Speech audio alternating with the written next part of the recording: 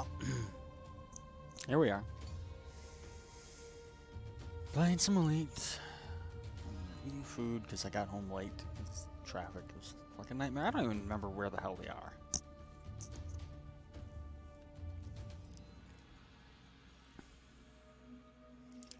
Okay, so we're on this planet. But what system are we in?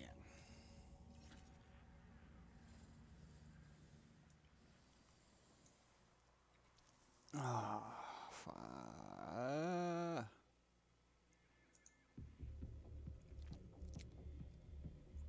think we're in the Magnus Nebula, I think.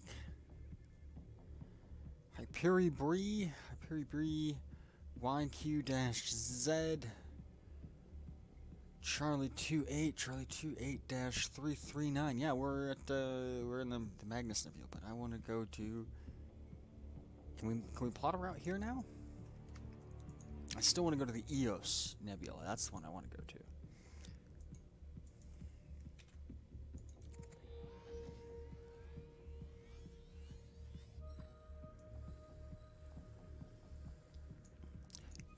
It's 2,000 light years. Will it let me plot a route? Route plotting failed. God damn. Okay, so.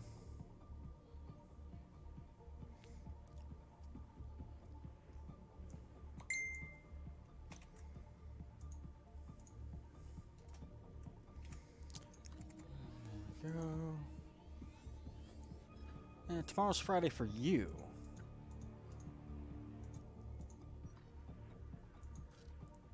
What? How's route plotting failed to the next destination? Oh, it's because it's 1,700 light years. So where am I? I am there. So what I gotta do? Pick a star, any star. You. How far away are you? 1,500.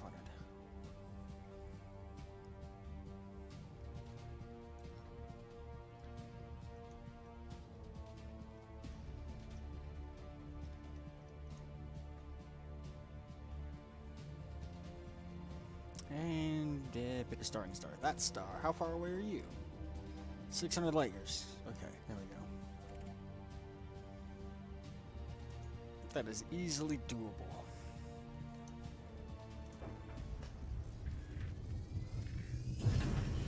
Remember, this is a high G planet.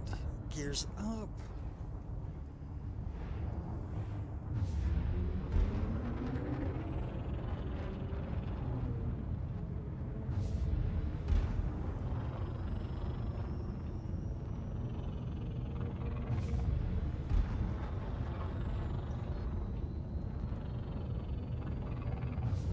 Our jump point is behind us, so we're gonna have to go up and fly out and then loop around.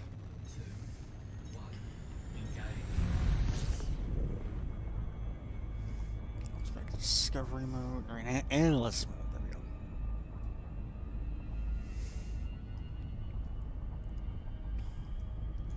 And while that's doing that, I'll just make these adjustments here and here.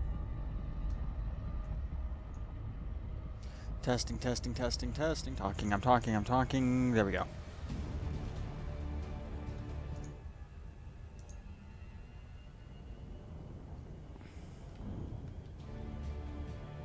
Yeah. Cool. Because this is a high G planet, it's taking forever at full power to climb away from it. Let's turn night vision and lights off. We haven't seen another player though since March 31st. Yeah. That's a considerable amount of time to have gone between seeing people.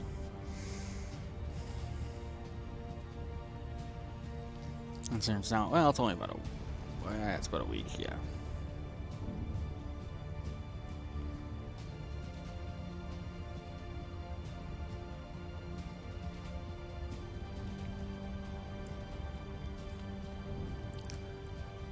There is star we gotta jump to. How many jumps is it? No, it was 6 jumps. I'm just gotta go 600 light years, and then I should be able to plot a route to my next destination. The Eos Nebula. Maybe.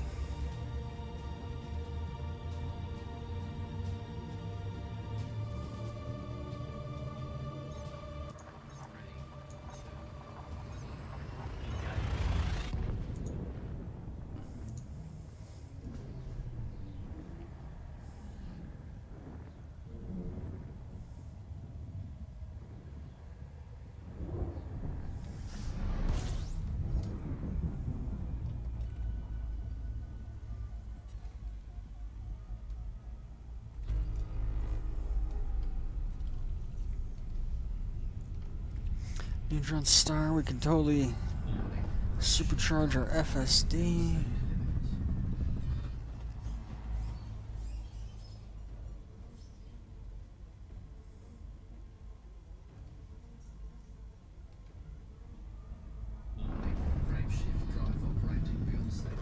There we go. And roll around. Pointing towards the next star.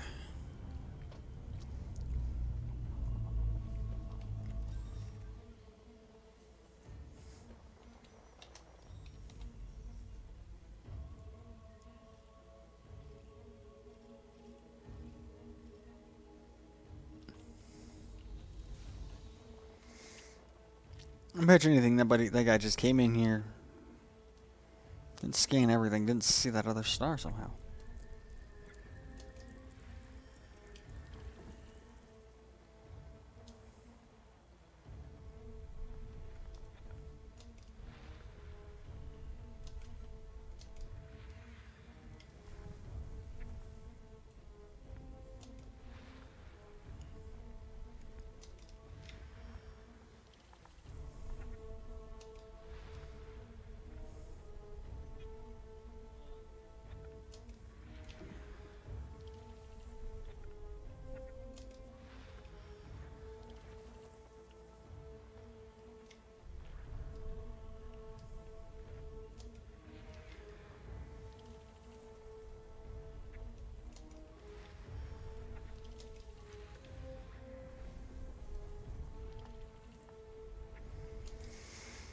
There we go. And watch, I'm gonna like do this. Oh no. Cool. So I'm probably the first person to scan that stuff. 245 light years, here we go. Is my mic actually unmuted? Yeah, it's unmuted. I'm just not hearing myself as loudly as I normally do. So, it's throwing me off a little bit. Oh, that's why. Is that why? All the sliders are up all the way.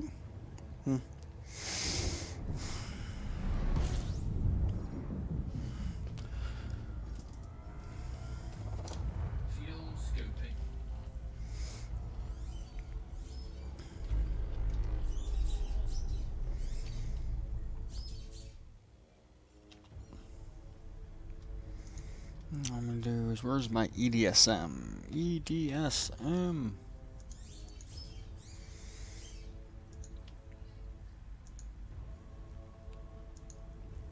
What I can do is I go to my EDSM and then I view this system.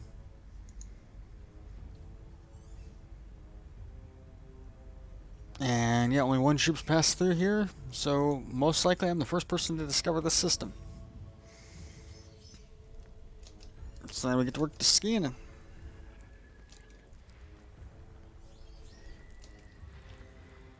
Fuel scoping complete.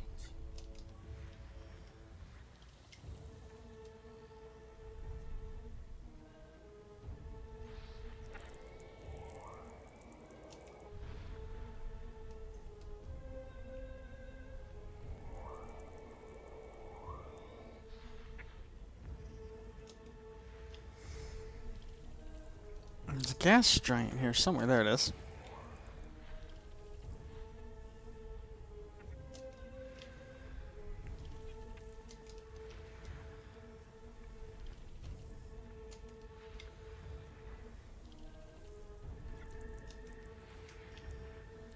Oh, that was cool. It's a ringed high metal content world with all that magma.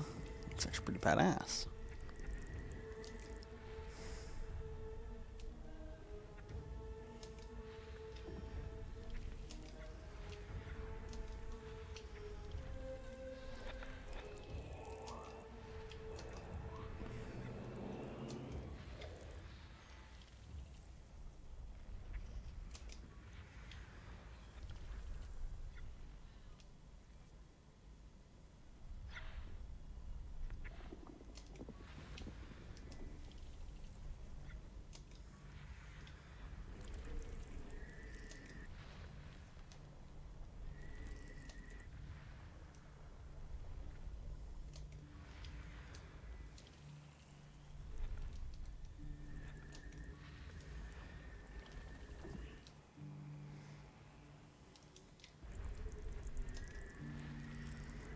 A couple more.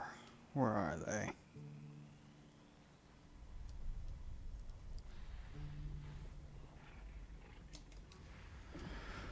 One more. Blocked by the star.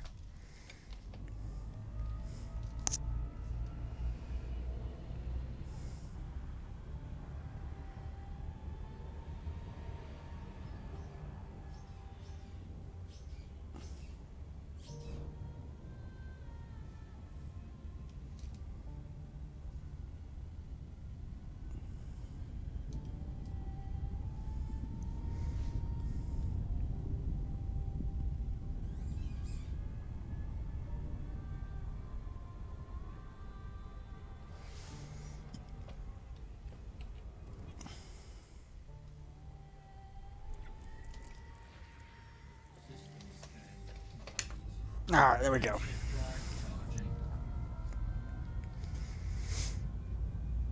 Opposite Quack, how's it going?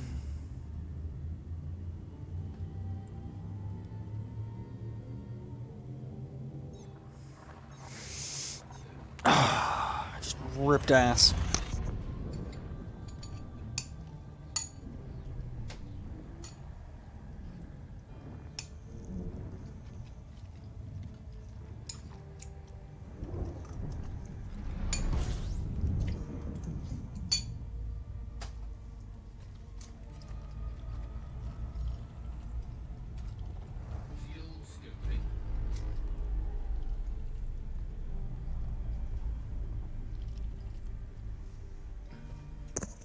What are you searching? What beacons are you searching for, or what are you searching the beacons for?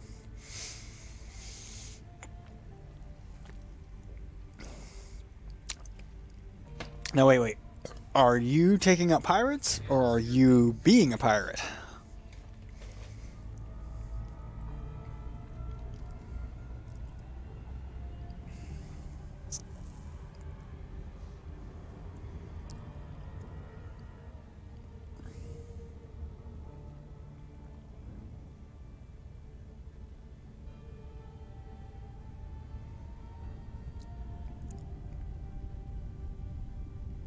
Is your pirate hunting? I want to scan the system. Not really. I just want to get going.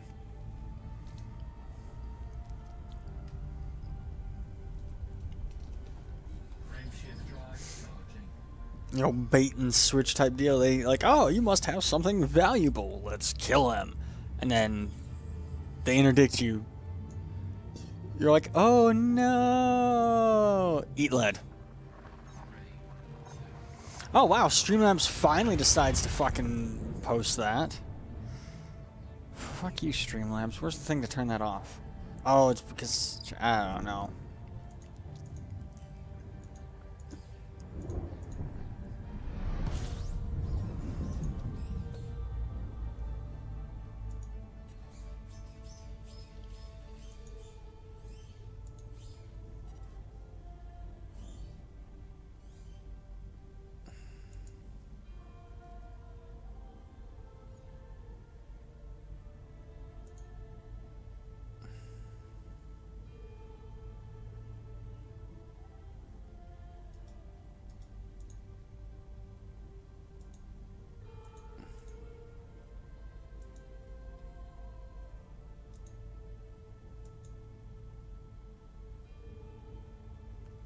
And now that's how all of a sudden chatbot's deciding to work, and I can't turn it off. There it is.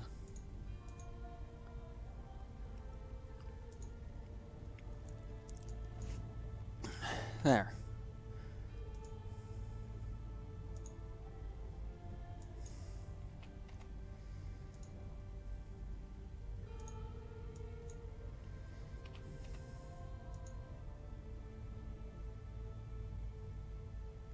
Find a weapon fire signal. I'm about to find out what's going to die.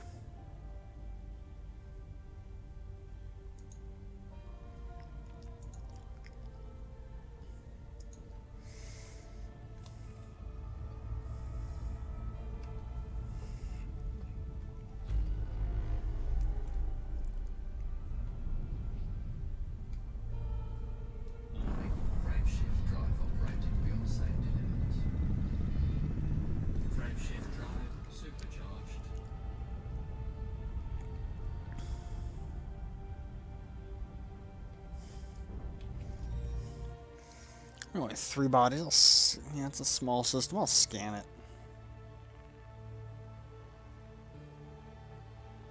On weapon fire signal.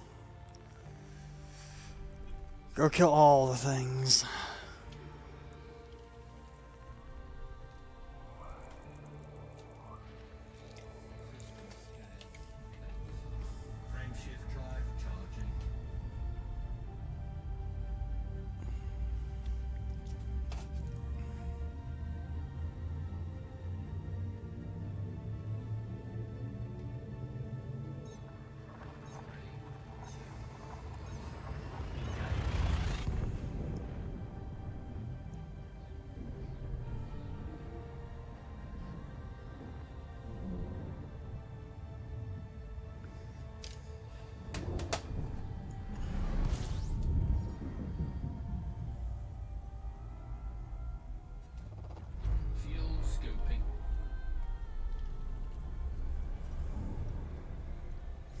Didn't scoop fuel with the last one, so let's sit here for a second. I guess I can scan a couple of things. It shouldn't take too long.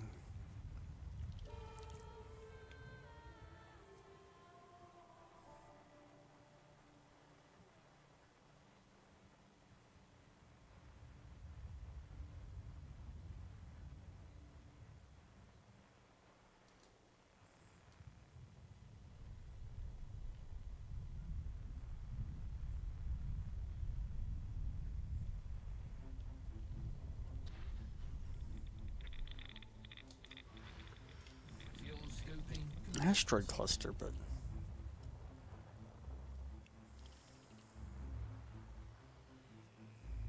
followed the orbital plane and didn't see shit.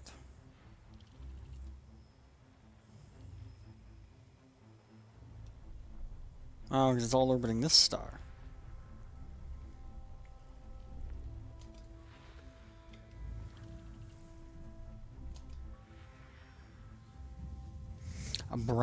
A ringed brown dwarf. Nice.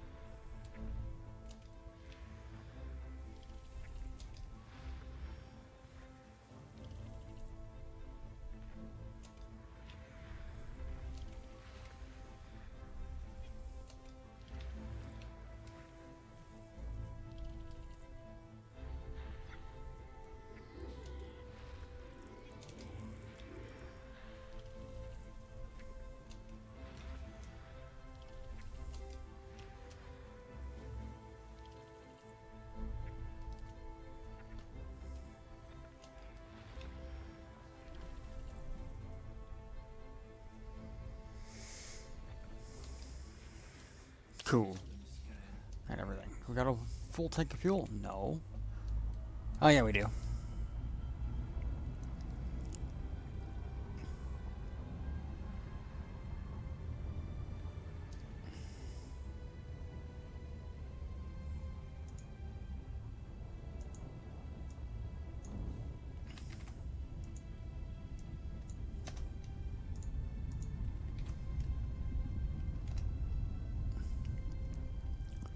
I wanted to test something with the chat, so I'm like, come here.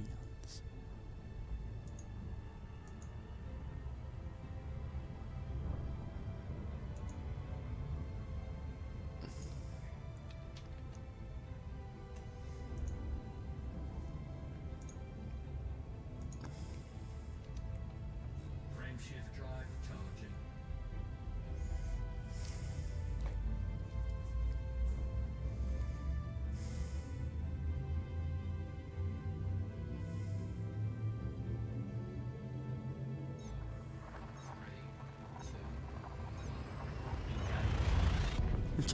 Killed an aspen and dropship in a few seconds. Forgot how much damage Anaconda can do. They can do a lot, especially if they're well equipped.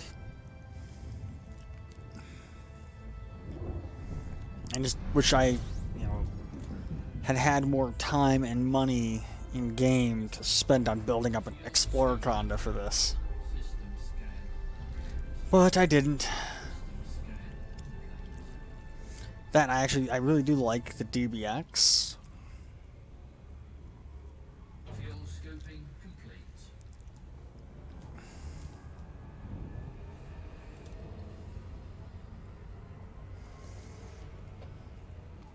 Cool, we made it to the 6 jumps we needed to make it to get to this system. That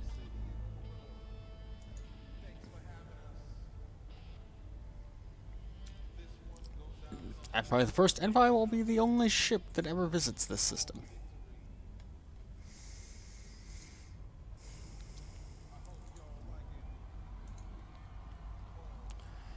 Now, can we make it to the Eos Nebula from here? Are we close enough, or do we have a lot more jumping to do?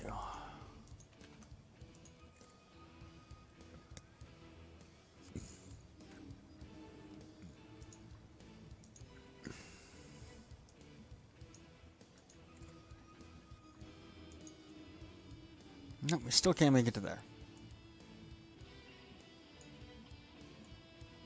The neighboring necklaces. Can we make it to that?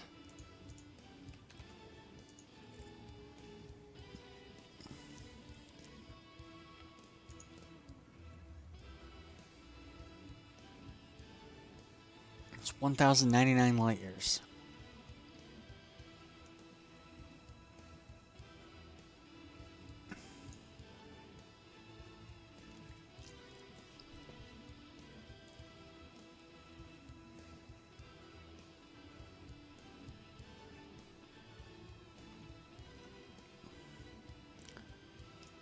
Did route plotting fail? Bet you it did.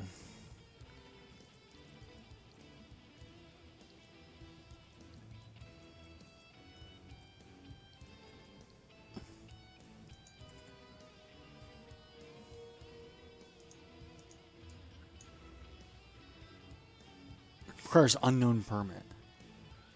Well, that's why.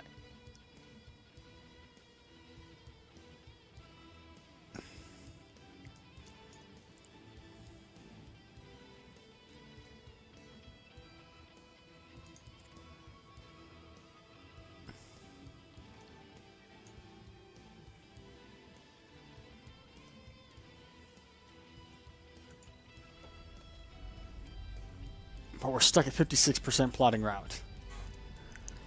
Great, great, great, great, great, great.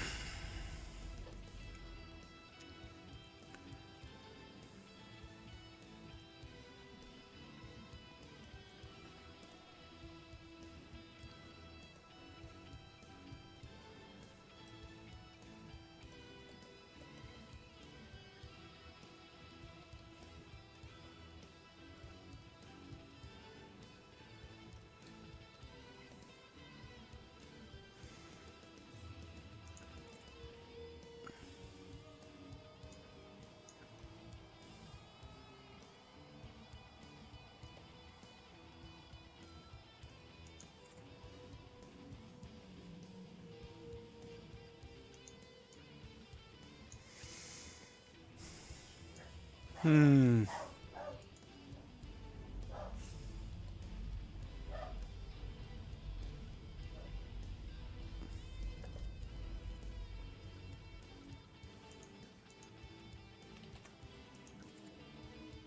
The problem is there's a lot of permit locked systems in the way. Like you can see Bila, Bila, Bila.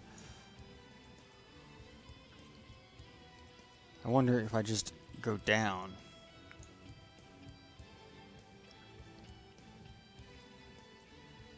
Like the whole Bila sector is just blocked off.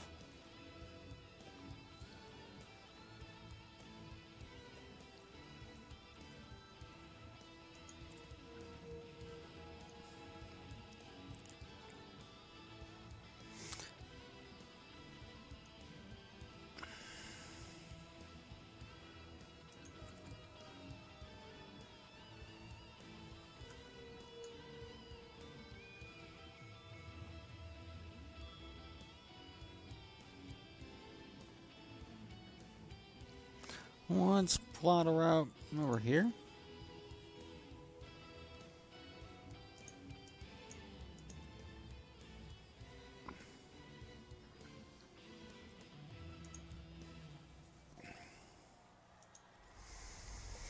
Should only be like one quick jump, maybe 2 jumps, and then we'll try plotting from there. It may be that we're just trying to go through that permit locked area we can't get through. I think that's what's stopping me.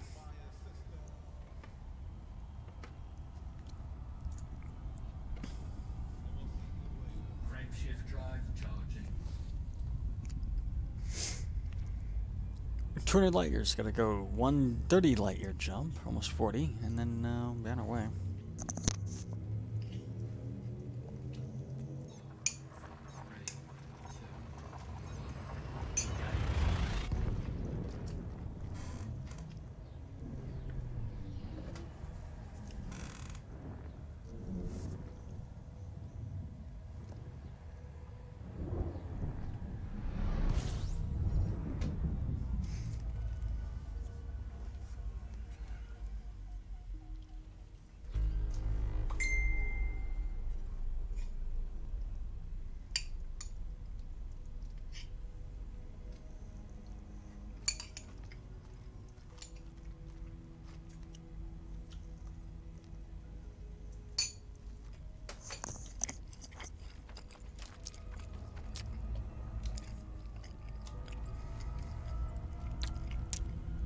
I think I already ran it, but I'm gonna run it again.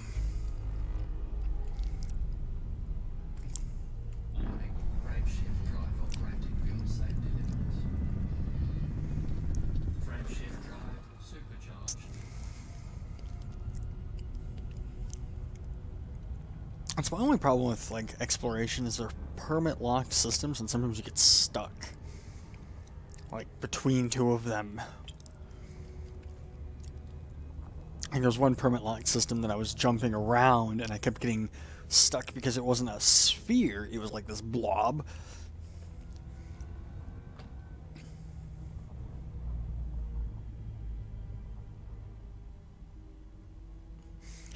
It was a blob, and I kept like getting stuck in these pockets of it. But I had to do a black market and an anaconda just because the pirate I killed had cargo, and I'm not willing to give up that extra cash. Just fly in. You know, when you're going to the station, stay in Super Cruise as long as you can. It's like when that little blue box right here, when that needle is like right about to be too close, drop out then. That'll put you super close to the station. And then if you have to, do silent running, go into the station and request their docking there. I've definitely never done black market deals before. I have. I've always come in at such an angle and in such a way that the stations don't scan me.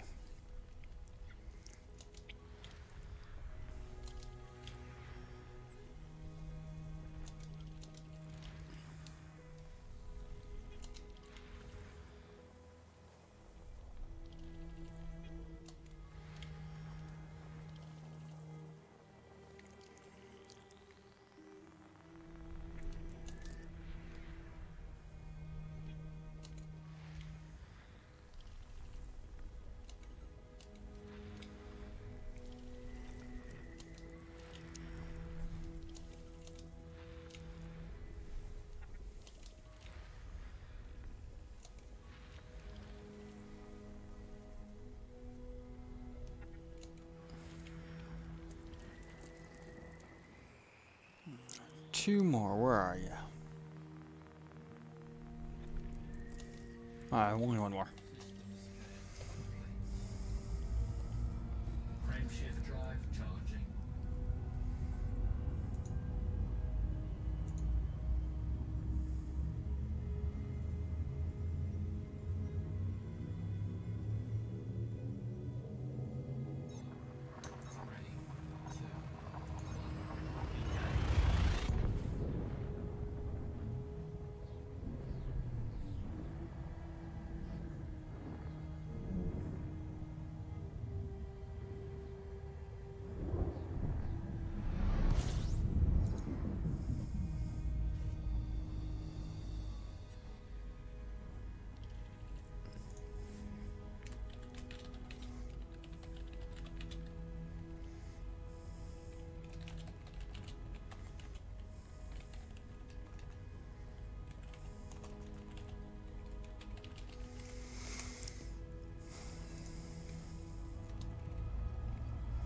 Scoop and scan.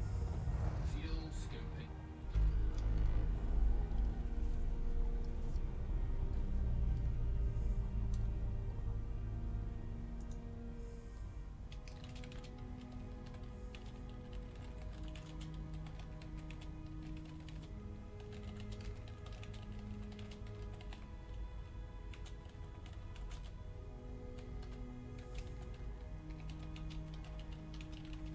Fuel scooping complete.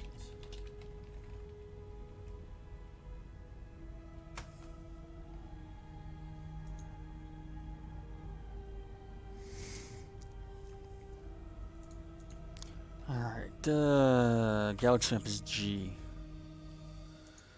And let's see. The idea is I want to kind of like come in at a different angle maybe, you know?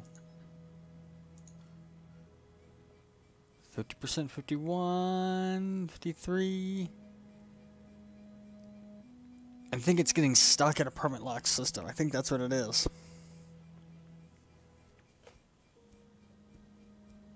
If only the route plotter could like see those systems and go around them, I don't think it can.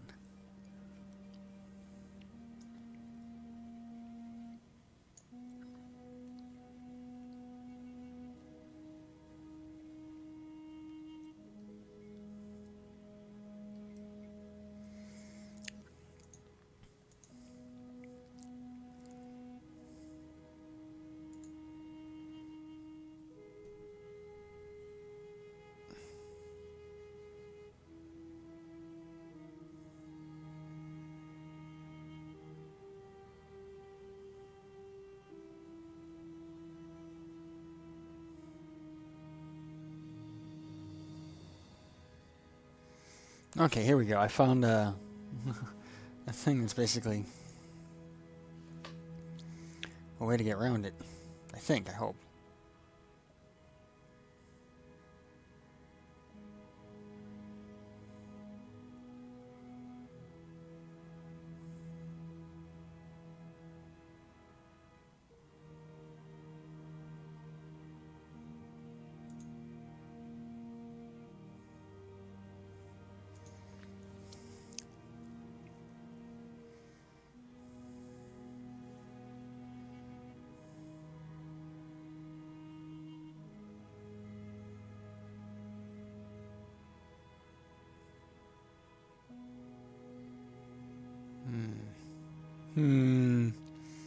It's this large system that's system, you know, locked, and it's a pain in the ass to try and get around it.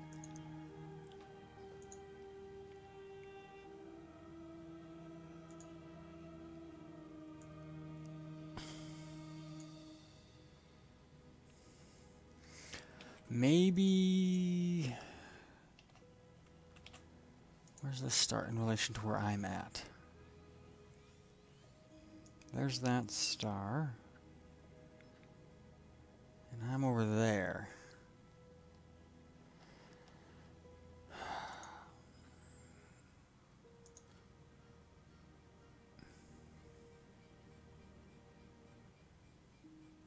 Nope, it's not going to let me do that. No?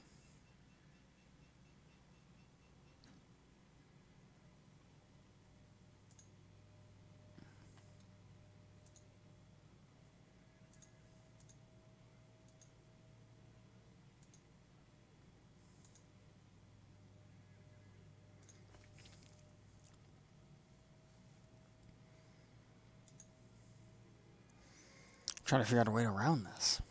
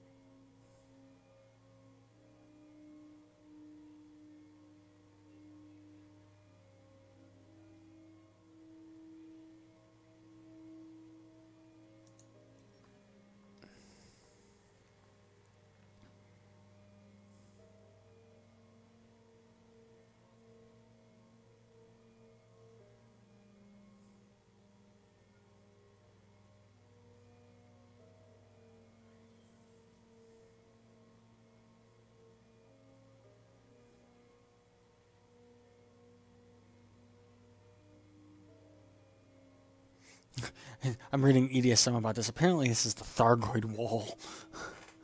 It's 700 light years up, down,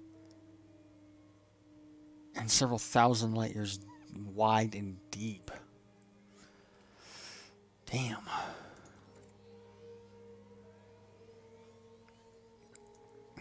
So let's try going over it.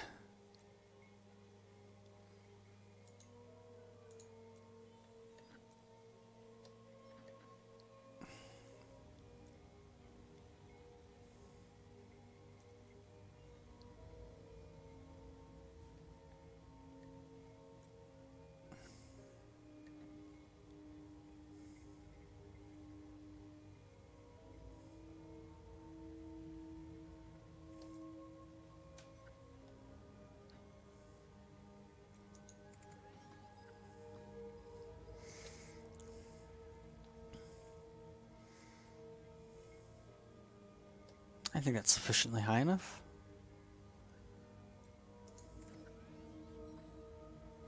Nah, let's higher. We need to be higher.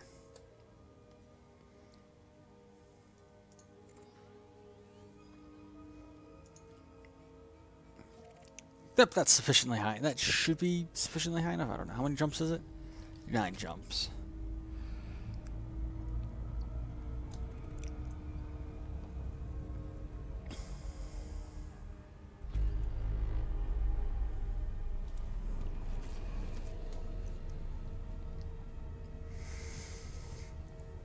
Here we go.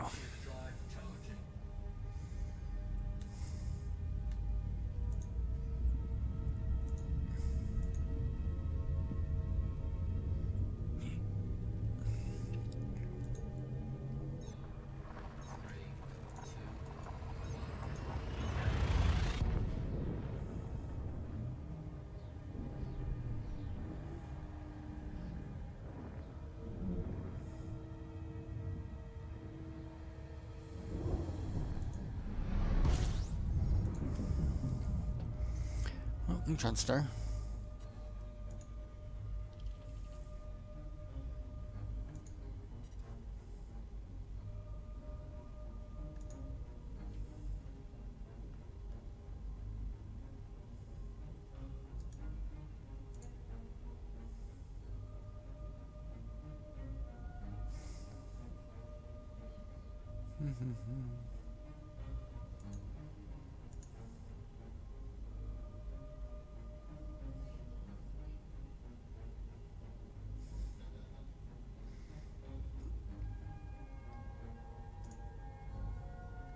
Just taking a moment to check Discord.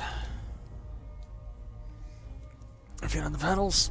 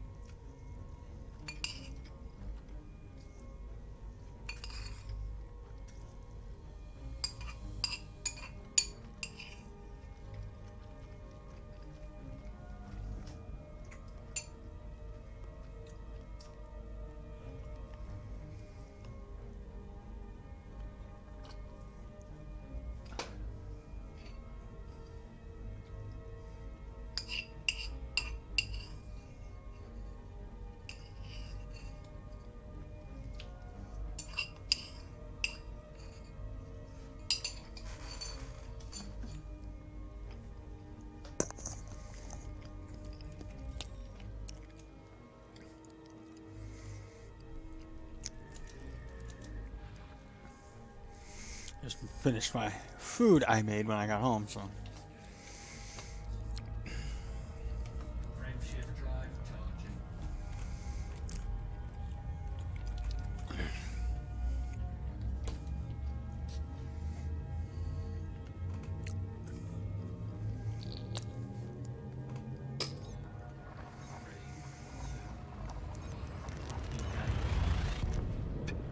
Ugh.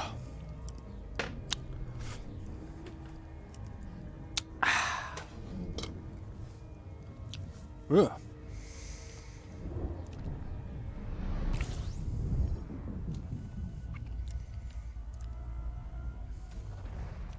scoping. 5 bodies, and they're all going to be gas giants.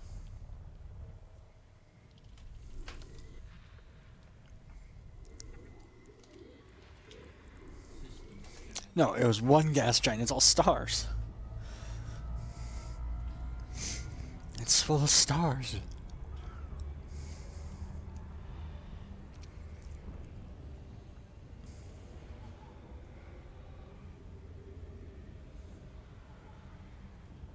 Fuel scoping complete.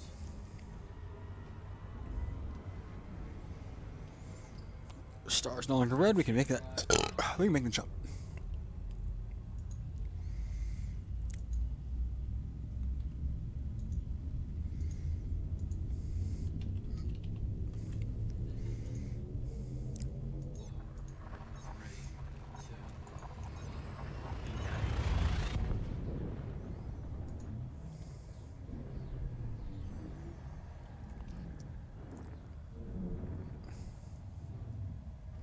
Got some stats for Distant Worlds 2 so far.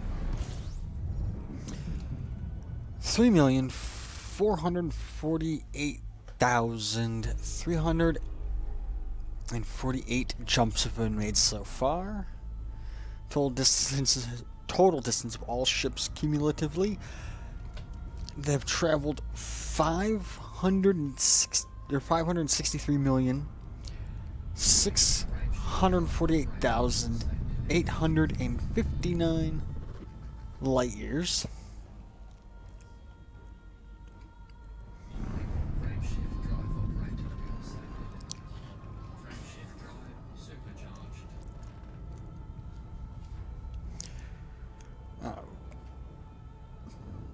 20,530,249 celestial bodies have been scanned. 509,356 celestial bodies have been mapped. 48,574,643 tons of fuel have been burned. 2,680,034 probes have been used, with 2,646 commanders dying and 942 self-destructing. Damn.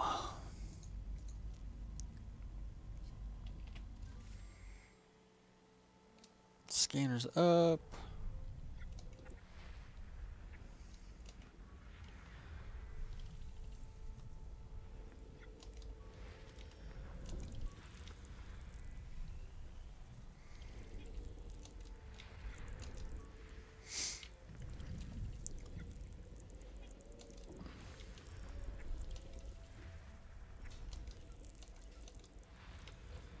Cool. Frameshift drive charging.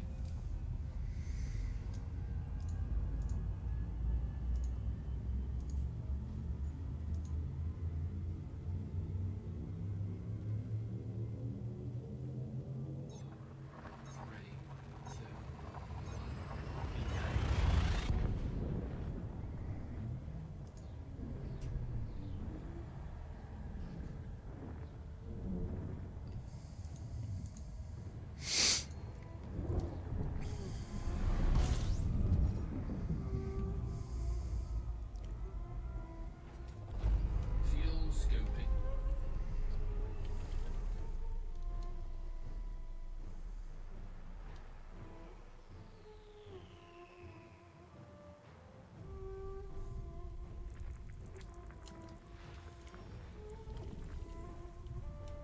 And everything's blocked by the star. Fantastic.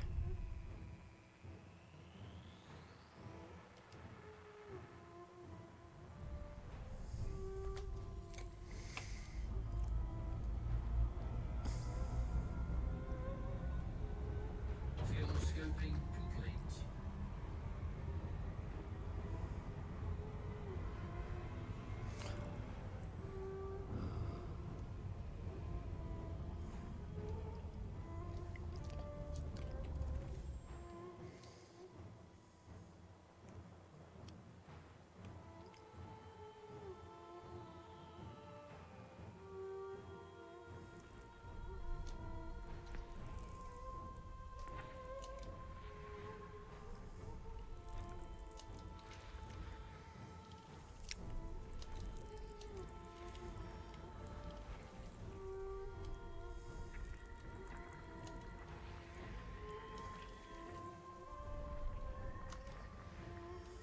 Cool. Anyway. Frameshift drive charging.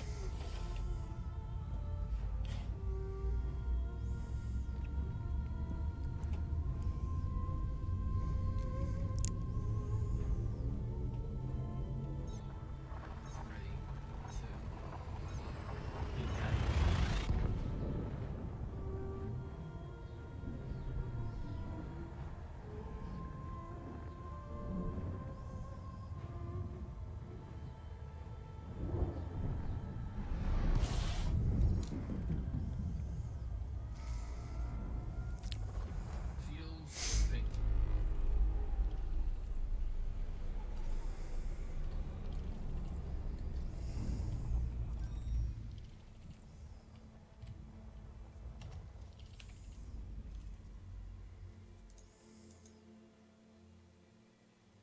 Fuel scoping complete. Warning, temperature. Uh-oh. Getting hot. Smell the plastic of the ship burning.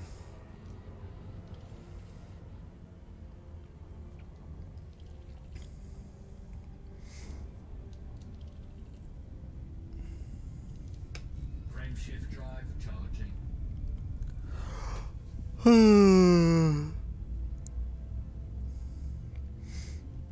My Face ID wouldn't work because I was yawning.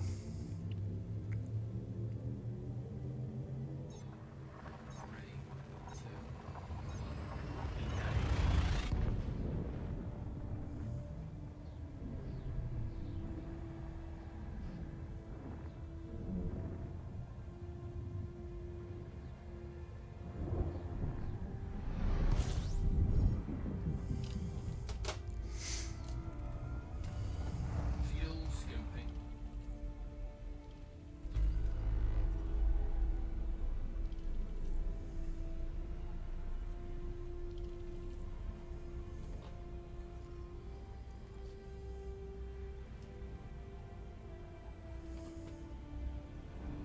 Fuel scoping complete. And now to fly away.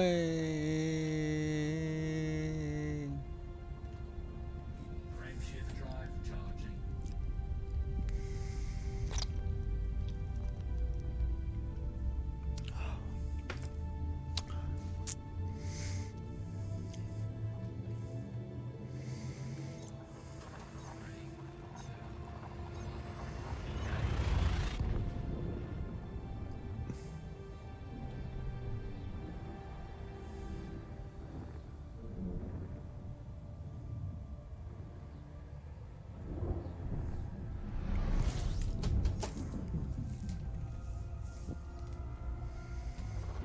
Fuel scoping. How many more jumps we got? 2 more jumps.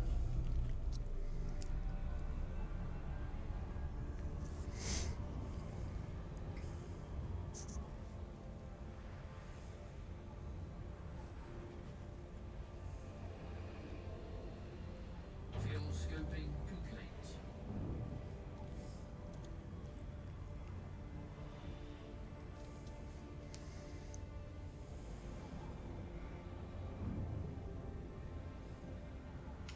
Frameshift drive charging. Still too close. That's because I gotta throttle it. Gotta fly away.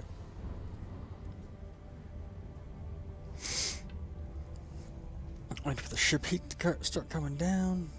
There we go. Frame shift drive charging.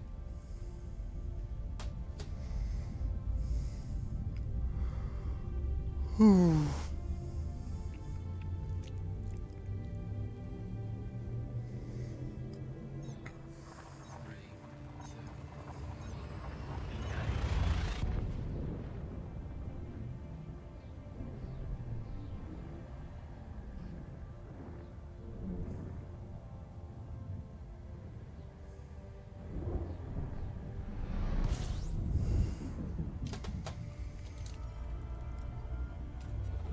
Fuel scoping. System scan complete.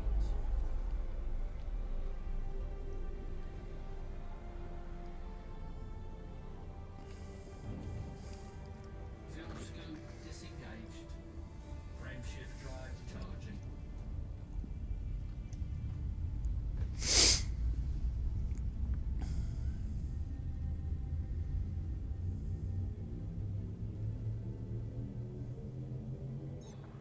Three, two, one, engage.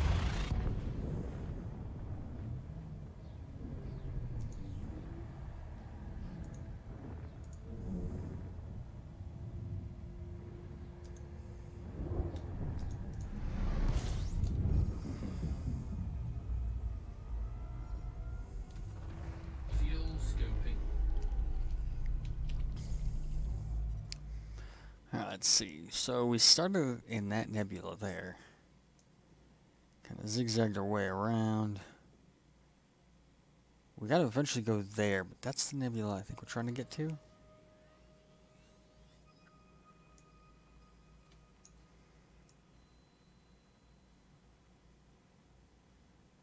Fuel scoping complete.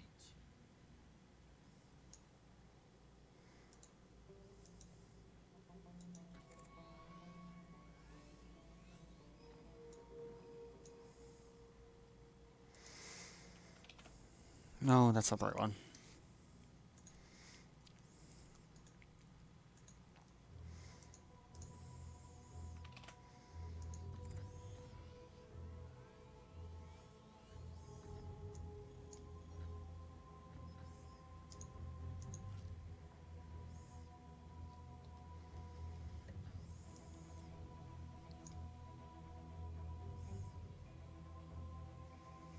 Alright, now let's just go straight up until I'm about level with I'm at.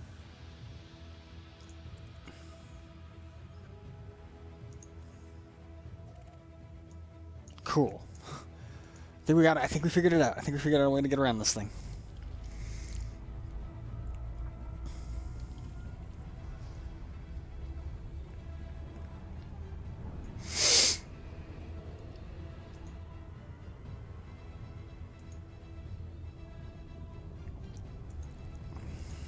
All we had to do is fly 700 light years up, and now we gotta fly 1,000 light years over. How many jumps is it? 15 jumps.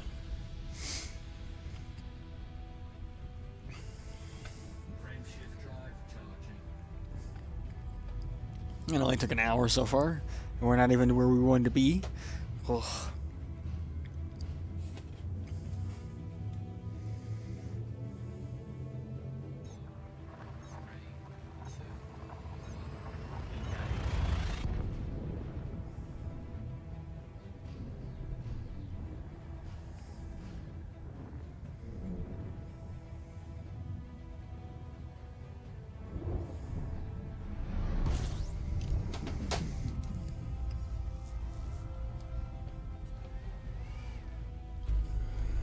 System scan.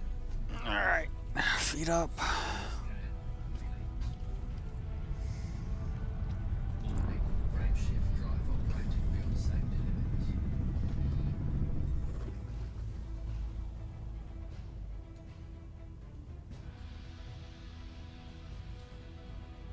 Warning, frame shift drive operating beyond safety limits. Frame shift drive supercharged.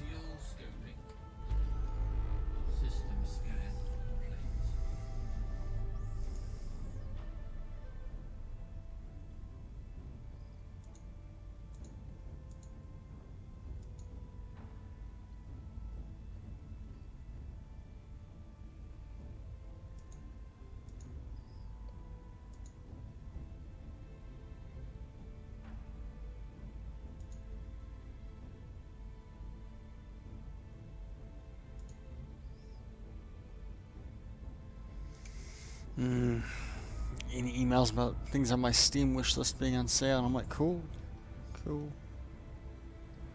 cool.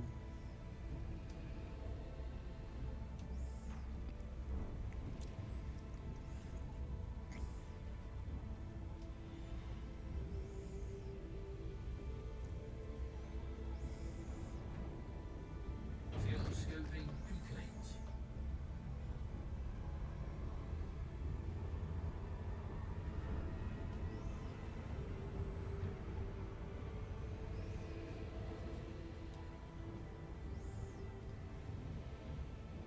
Frame shift drive charging.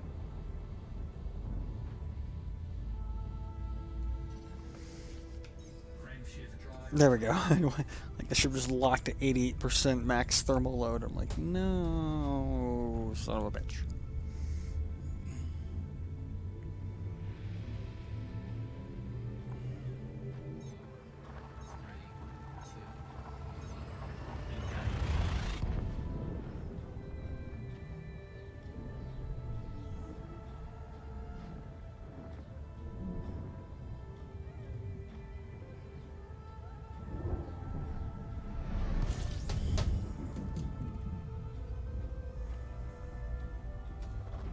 Fuel scoping.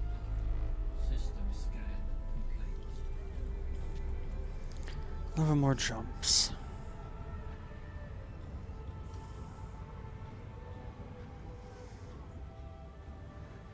Weapons fire threat 4 detected. Going in. Fuel scoping complete. Frame shift drive charging. I'm just making my jumps and then checking my phone while it's charging and everything.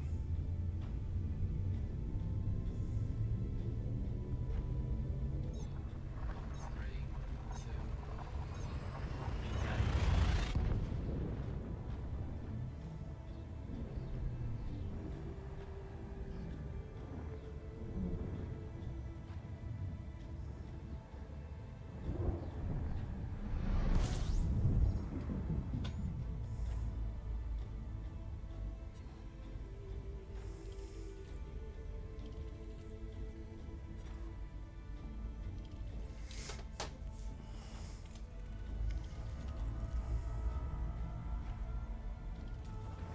fuel scoping.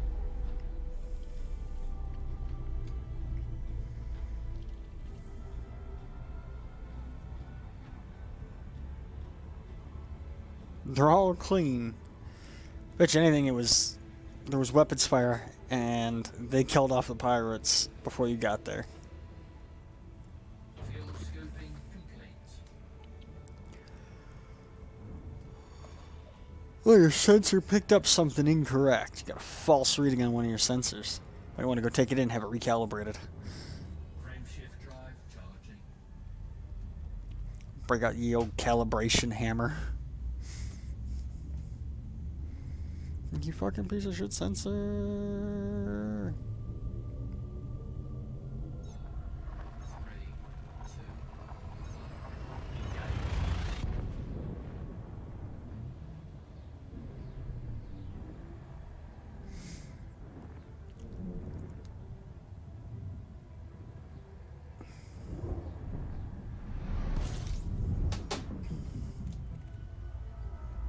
two, It is an anaconda. It's too old.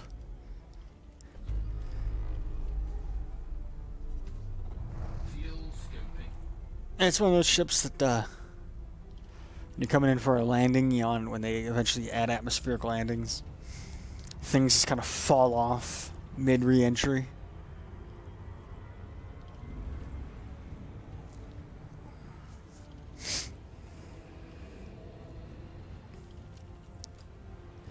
Anyway, think about it. That'd be kind of fun to like do atmospheric re-entry, but just park your ship like right, like way up where you're still in hard space, right?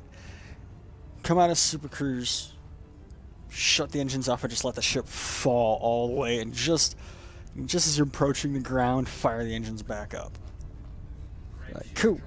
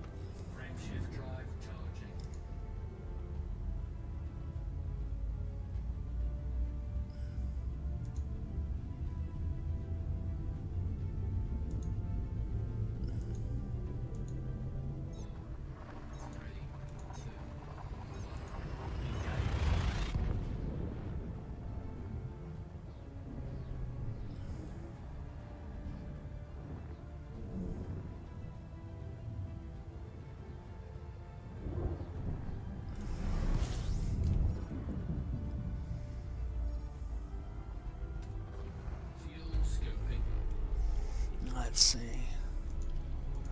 What more jumps we got? 7 more jumps, so it should be around this permit locked sector.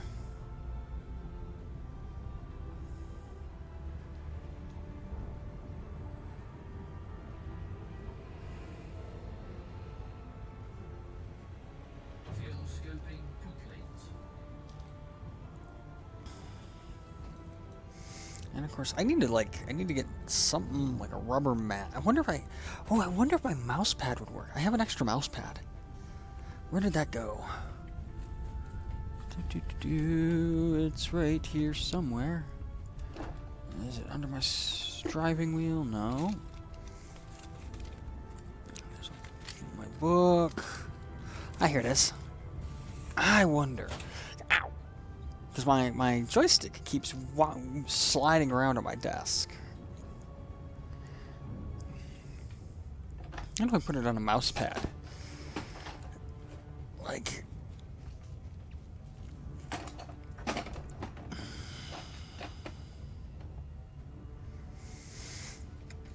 Oh yeah, that's not going anywhere now. Oh, I hope.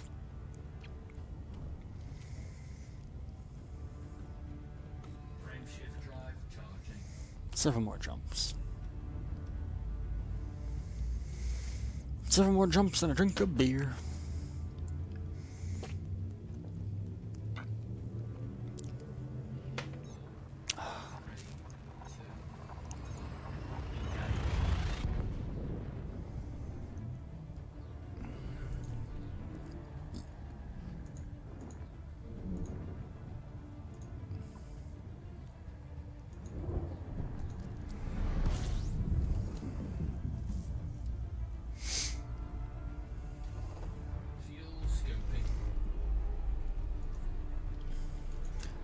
Let's go to my dashboard. My dashboard will give me good information too. Holy crap, I'm far away. Refreshing in 5 seconds.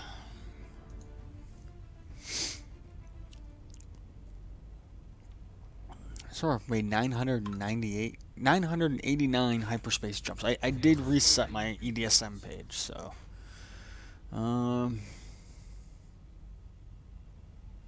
apparently I'm up to an estimated 40 million credits in exploration data, so that's awesome.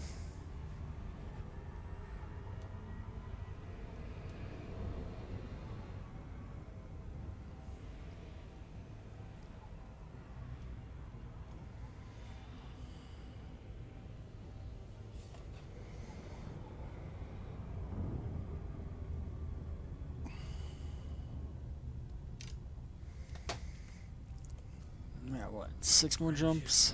And then we might be able to plot something.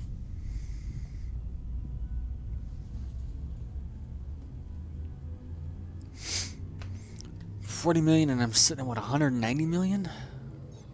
Ah.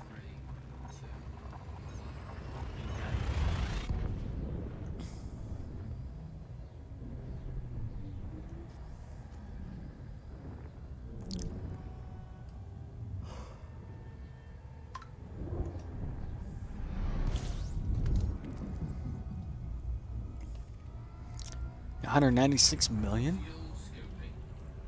System scan complete.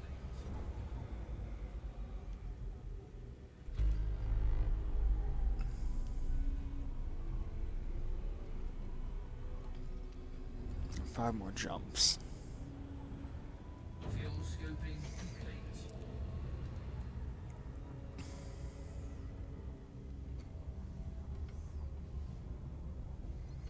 Frame shift. Star's not red and angry, we can jump again.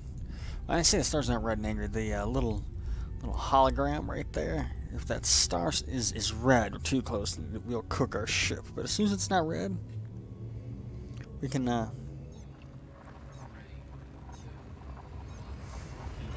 take off.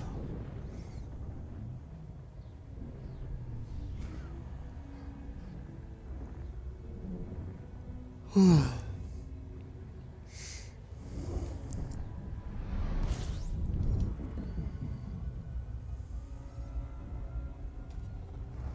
scoping.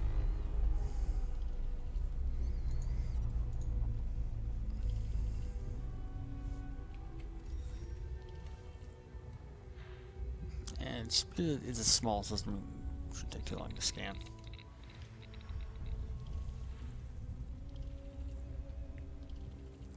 Fuel scoping complete.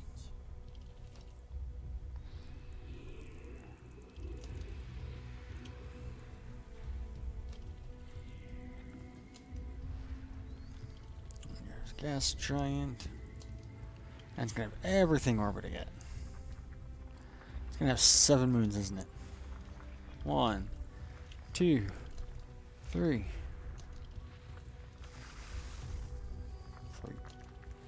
4.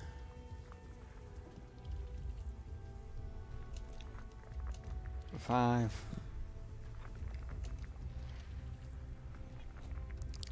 6. And 7. System scan complete. And that system bumps me up quite a lot. I'm now at 40,728,384 estimated credits next time I dock. So that's a good chunk of change right there. Frame shift drive charging.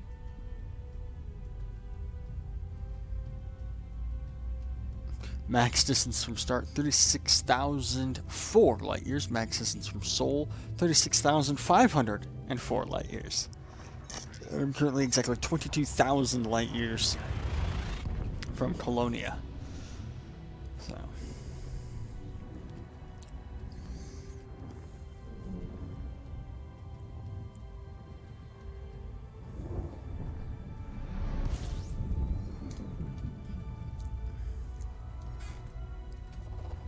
Fuel scoping.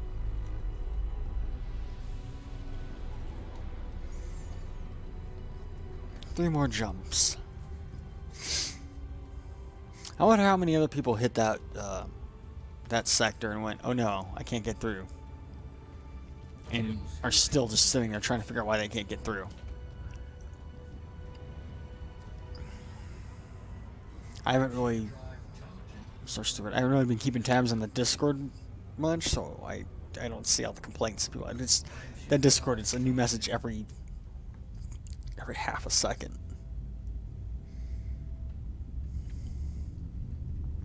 Like, that Discord's way too much to keep up with, and I'm like, I'm not gonna bother.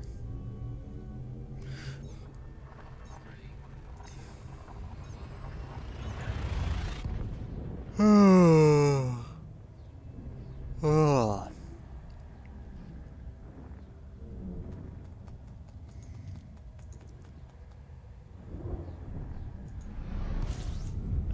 Whoa. Fuel scoping.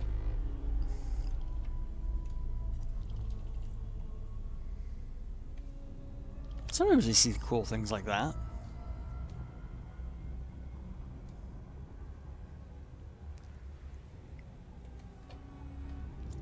You know where I would not want to fly is right between the two.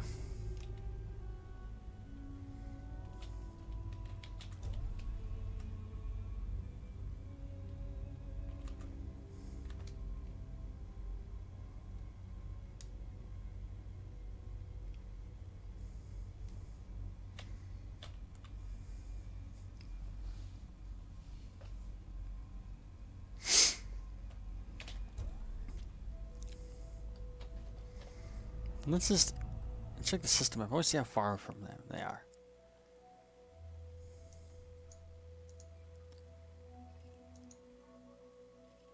Doesn't even give me. Oh, because I haven't. Did I run the scanner? Let's run the scanner.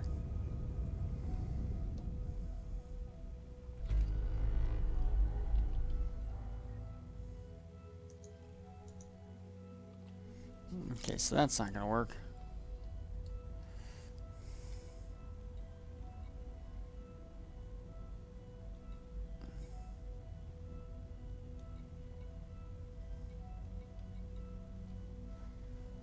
Five light seconds away, and the other one is 9 light seconds away. So those are pretty goddamn close.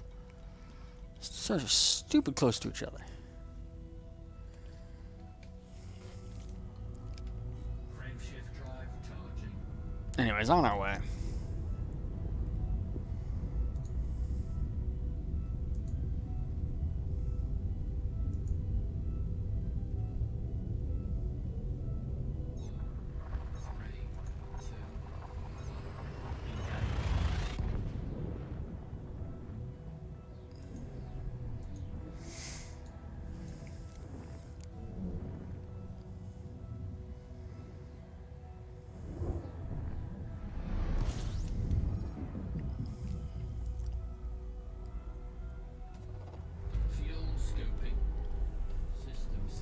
One more jump. Scoop that fuel.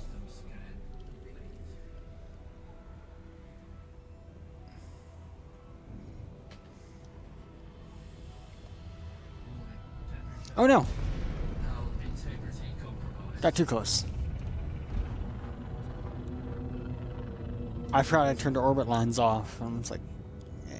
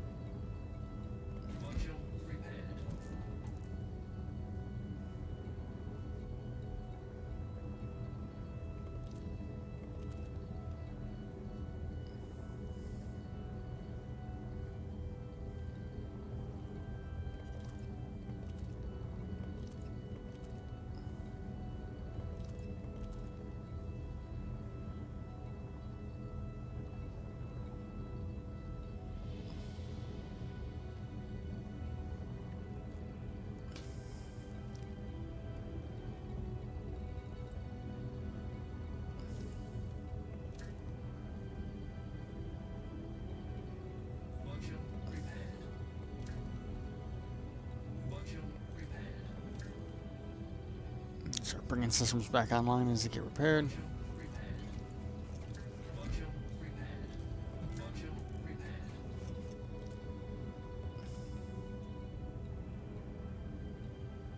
I can repair my cockpit canopy. Haha.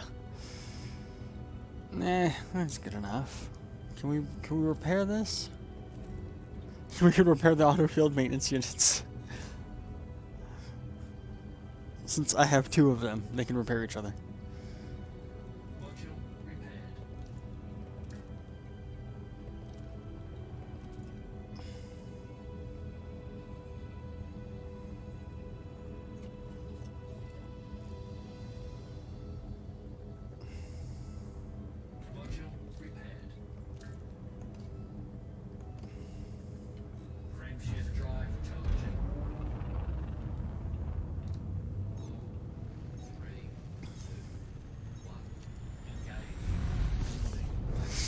Ship to take a little bit of hull damage, but I mean, that's fine. That's fine. The ship's still largely in one piece, so we're good.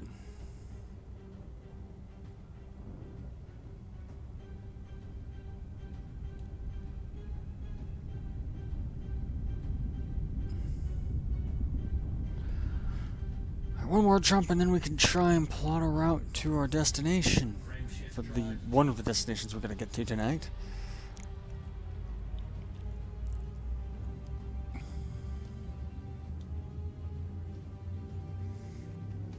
Use the foot pedals, use the foot pedals, there we go. 3, 2, 1, engage.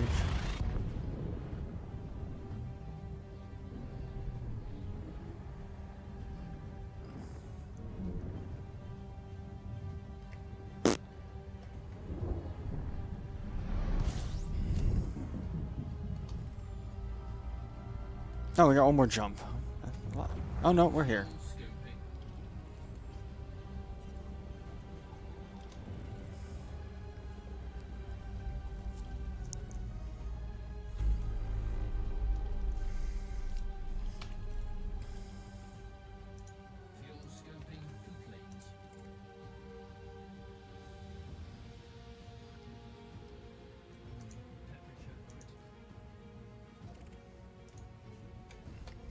Let's get away from the stars before it cooks our ship. Well, I go over here and grab... Because I actually don't want to go there. I want to go to this nebula. Can we plot a route?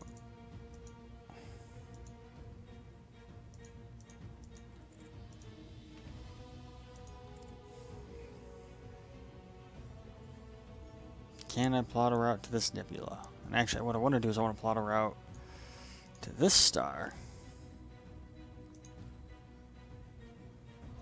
Yes! 13 jumps, but we can do it. Here we go.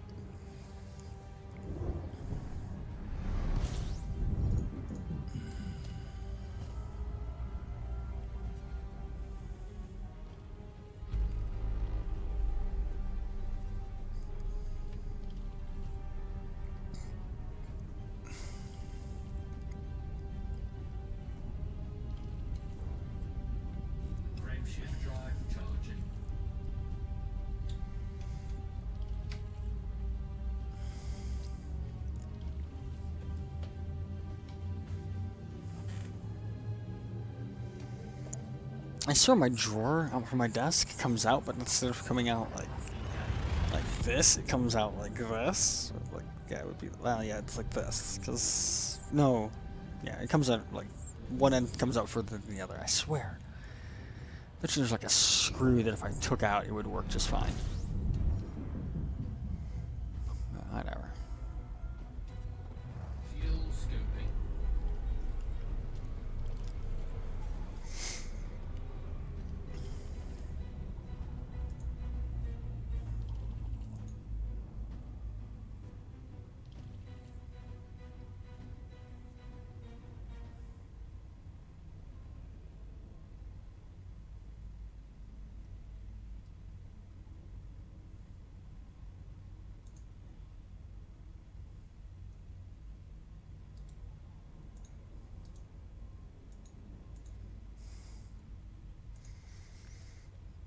Fuel scooping complete.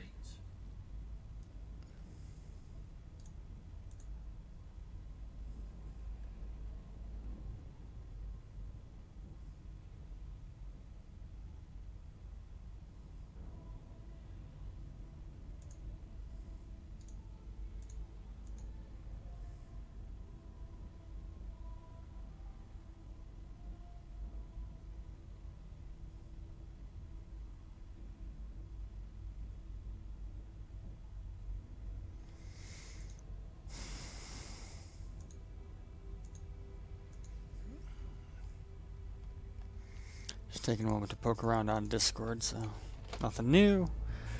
We continue going and press on. That's about all you can do, is just pressing on.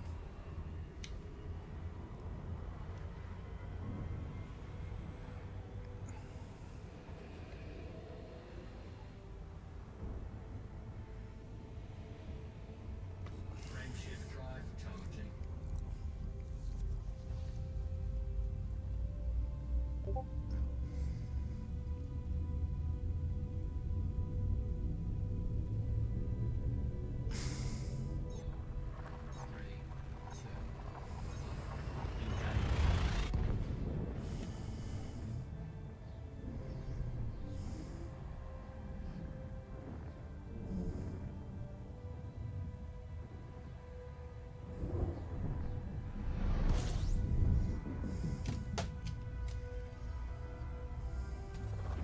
Fuel scooping.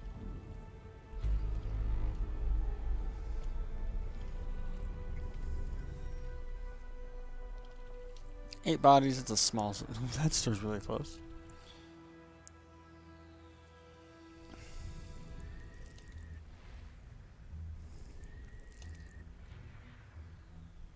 Fuel scooping complete.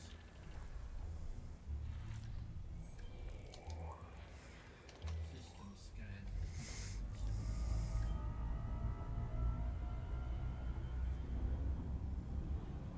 That's a codex entry right there, sweet.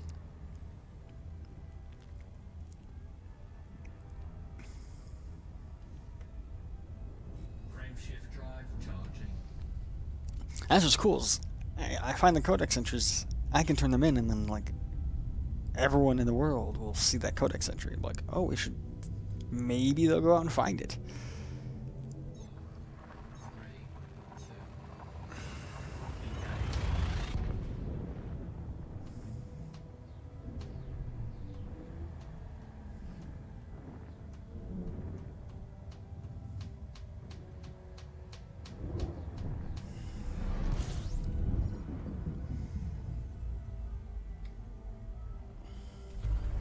fuel scooping.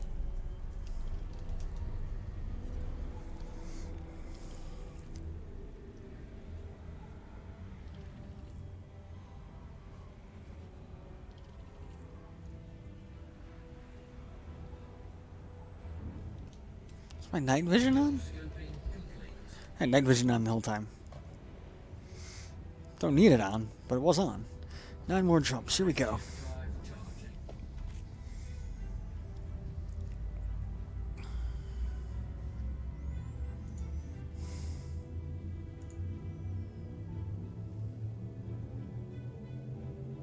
Ready to engage. No, it wasn't throttled all the way up. Ready.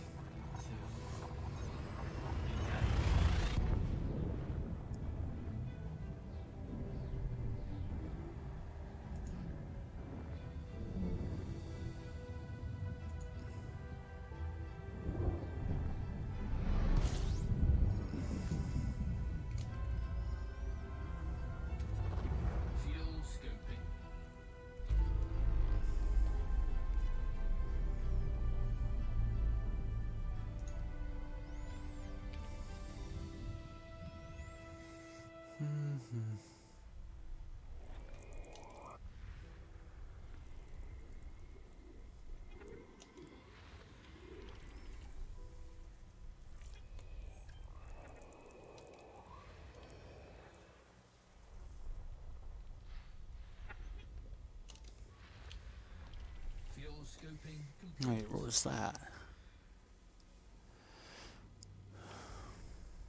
What was interesting about this one? Type 2 gas giant.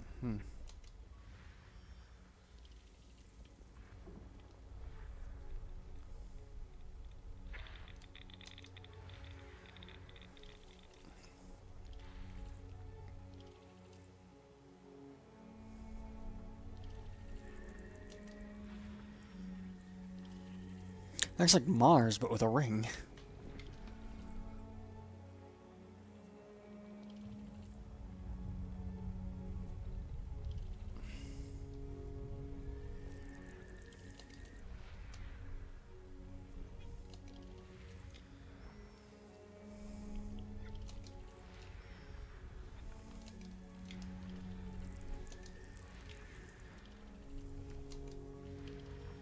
System scan complete.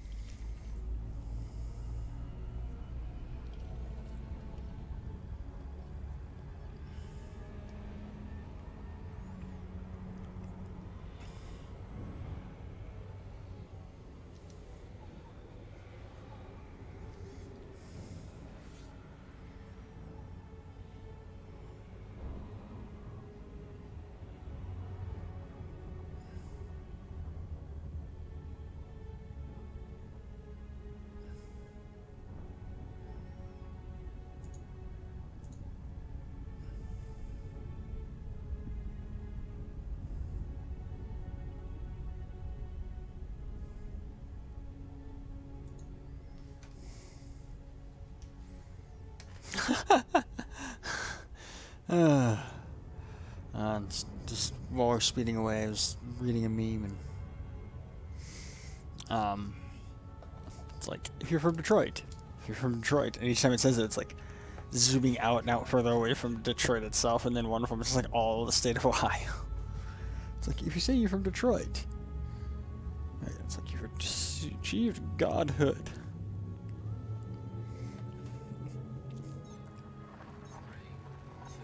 So I should start doing is tell people I'm from Cleveland.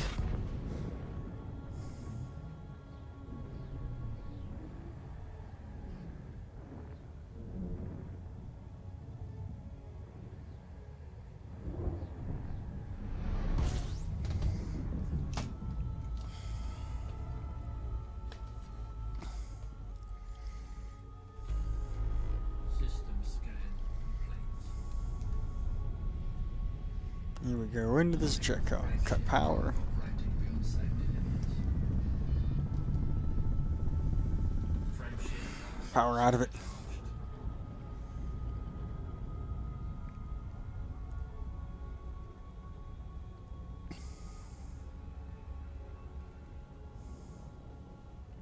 Frameshift drive charging.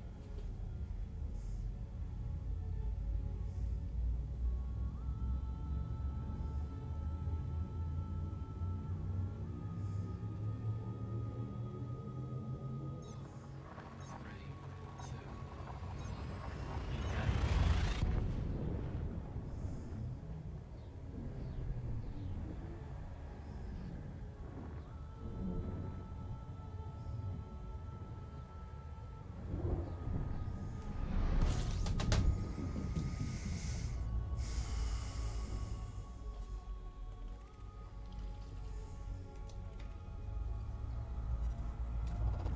Fuel scooping.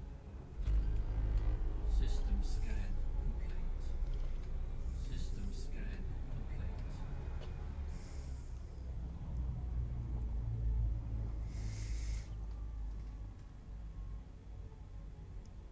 Another threat level 4. Hope it's the real deal.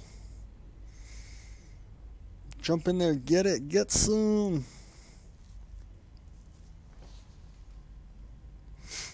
I kind of want to build an anaconda, a combat one. Put turreted multi-cannons all over it. Armor the hell out of the thing, and fly around like, or just.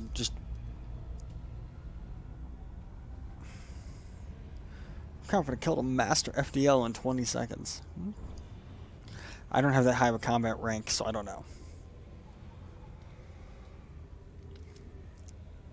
But I kind of want to just put turreted multi cannons on it, right? And like fly like in one of those scenes from The Expanse, like the combat there. And just be like spinning barrel rolls as the cannons all are flipping around and just machine gunning the shit out of everything. I think I would have to have multi cannons. I'd have to engineer all of them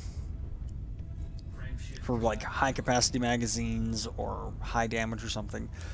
I'd have to have like the highest level dirty drives for the best thrust.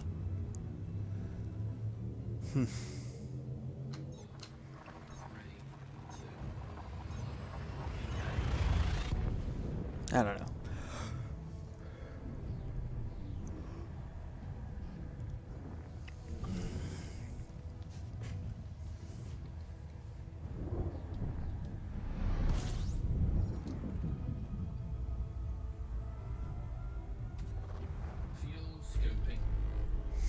That's why I don't get. Turrets don't do as much damage.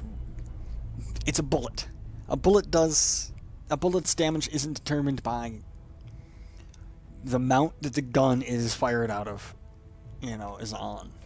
It's determined by its mass and its velocity. Now, I can understand maybe, doing less damage if, say, the turret mounts were weaker, so they used a lower, a lower load in the cartridge, so there was less recoil, but still, And what I'm getting at is if you watch, like, there's some space battles in the TV show The Expanse, and they all have turreted guns on their ships, and they have, like, some really cool maneuvers they do where, like,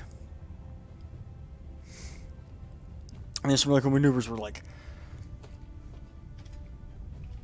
my knife here is one ship, and, like, the other ship is, like, does, like, this maneuver going around it, and then like flying backwards to like do this, and the entire time the PDCs, the guns on the thing are just like, and both ships are just machine gunning each other from maybe 300 yards away.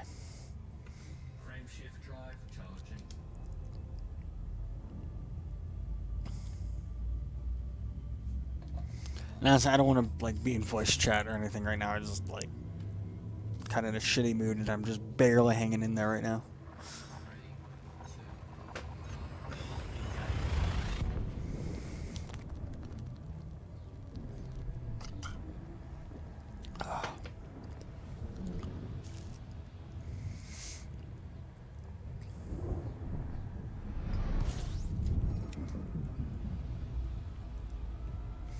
The problem though with that though, with trying to fight in the Expanse versus how to fight in like Elite, is Elite uses a more aircraft flight model for how spaceships handle in space, which works really, really well.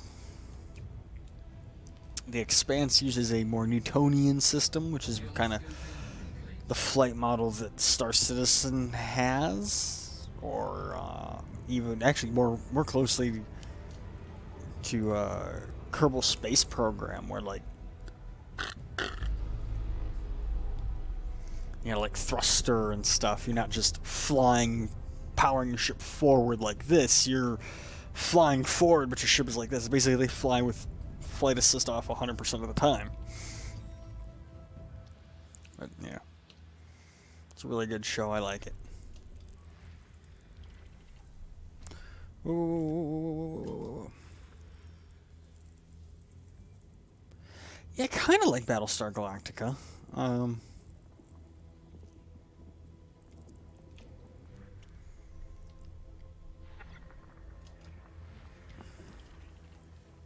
Another non-terraformable. Cool.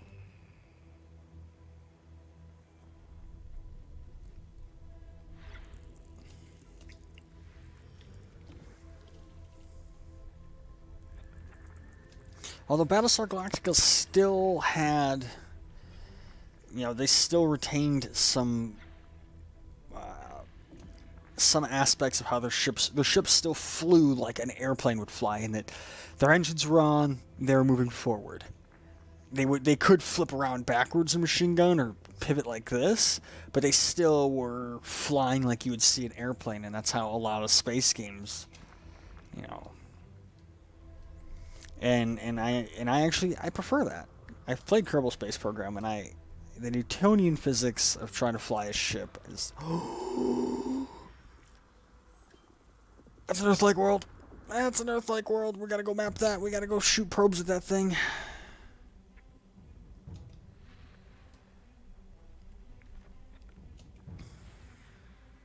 That's an Earth-like world with a rocky body for a moon.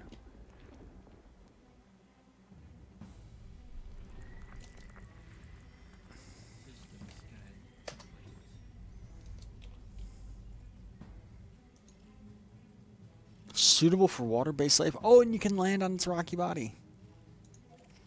Land on its little moon. But we're gonna just go map this this Earth-like real quick. Earth-likes are freaking awesome.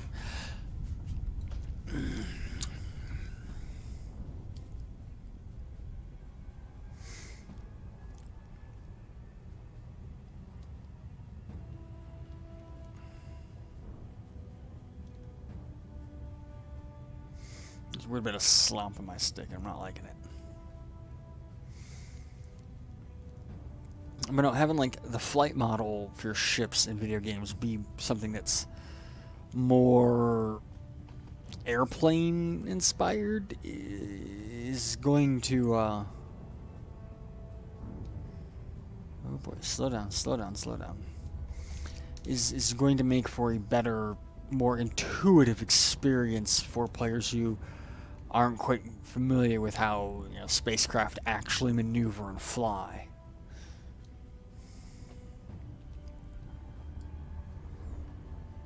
And even like keeping them, you know, aircraft style fighter jets or fighter spacecraft in, say, movies even, because you watch the battles in The Expanse and it doesn't quite make as much sense. Like, it makes sense, but at the same time it doesn't. It's one of those things that doesn't make sense, but in a good way. You're not confused. You're just like, why aren't they just flying and chasing each other down? Oh, because that's not how gravity and inertia and orbital mechanics work.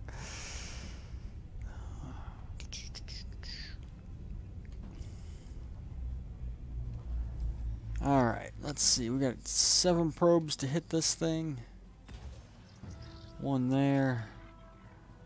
1 there. 1, of course, right there. 1 right about there.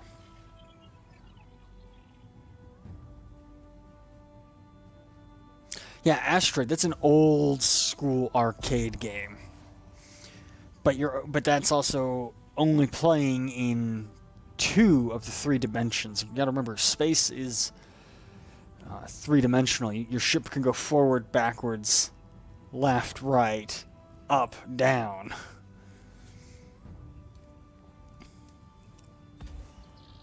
Alright, let's see. Ooh, didn't get much of the backside.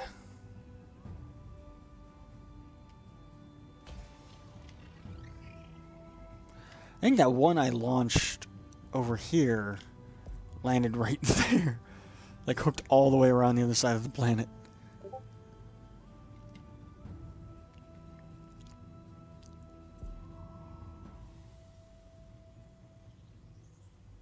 Boom!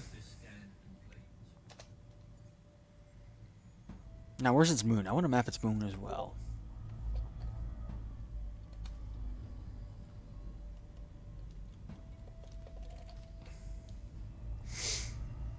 I'm not going to land on it, but I just want to at least map it.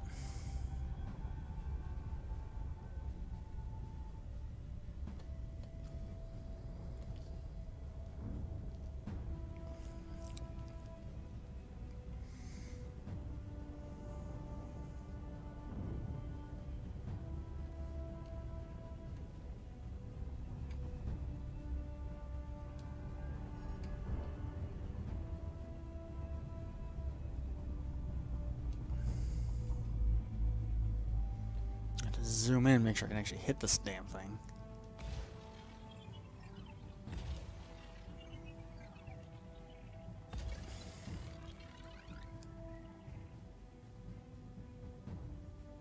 Let's see, 3 probes should be enough. There's a front view hit. Backside.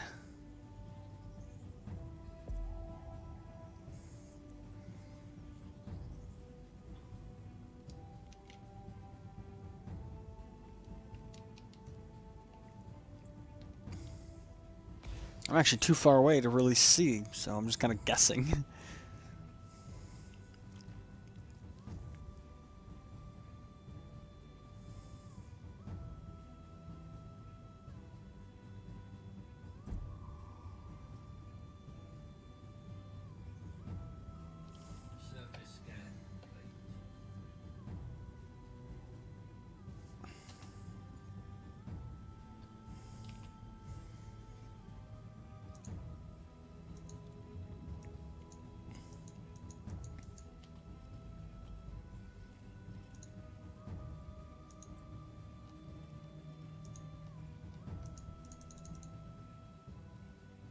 Oh, I can't do planetary map because it's not a landable world.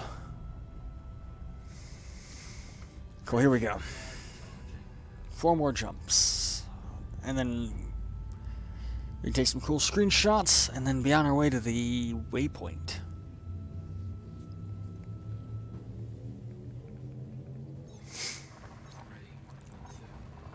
I used to play Asteroids a bit back in the day. I used to have a PC version of it.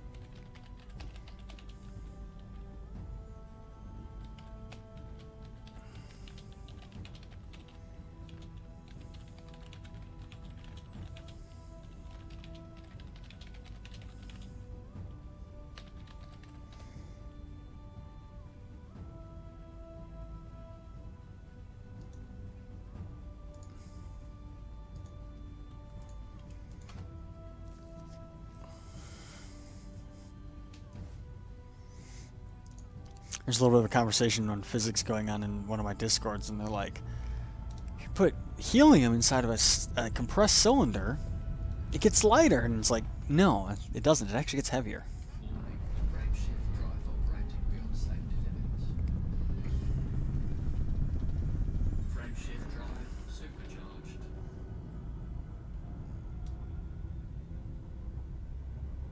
It's like if you add more helium to the tank, it will become heavier.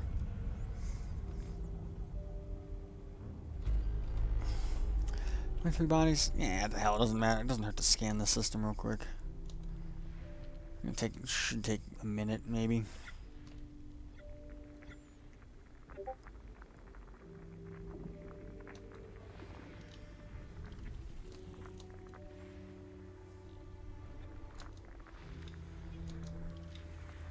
Now they're like, oh, but it changes the pitch of instruments. Like, duh.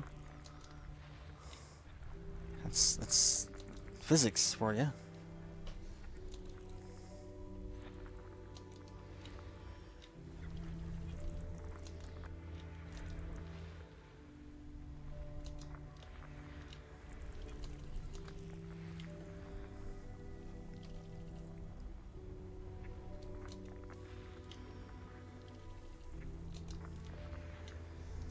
It changes more than just the pitch of a trombone. It'll change the pitch of your voice. It'll, forget, there's another gas that's the opposite of helium that actually makes your voice deeper because sound moves slower through it.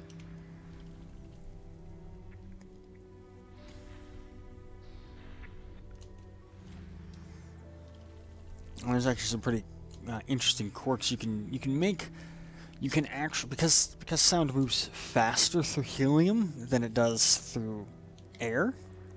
That's why the pitch is higher.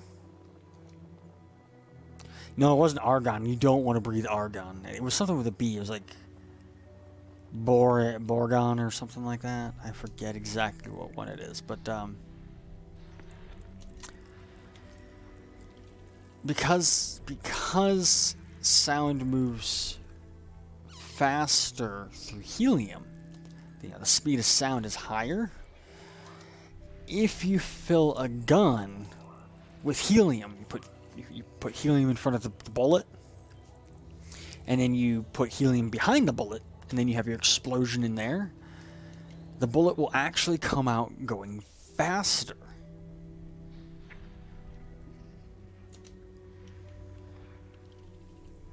Because bullet speed is limited, and I forget the exact wording of it, but a bullet is only... An explosion can only happen as fast as sound waves can go through the medium. So if you have, say, a vacuum, sound can't travel. It's weird quirks. Like, that's why they when they like shoot super high projectiles in those asteroid impact tests, in those vertical air guns that NASA uses, they fill them with heat. They vacuum out the main room, but they fill the tube that the gun is in, that the BB's flying through, they fill that with helium.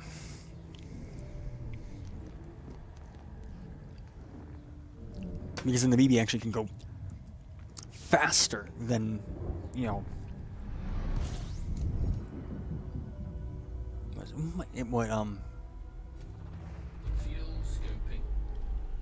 it can go faster than the speed of sound, easier.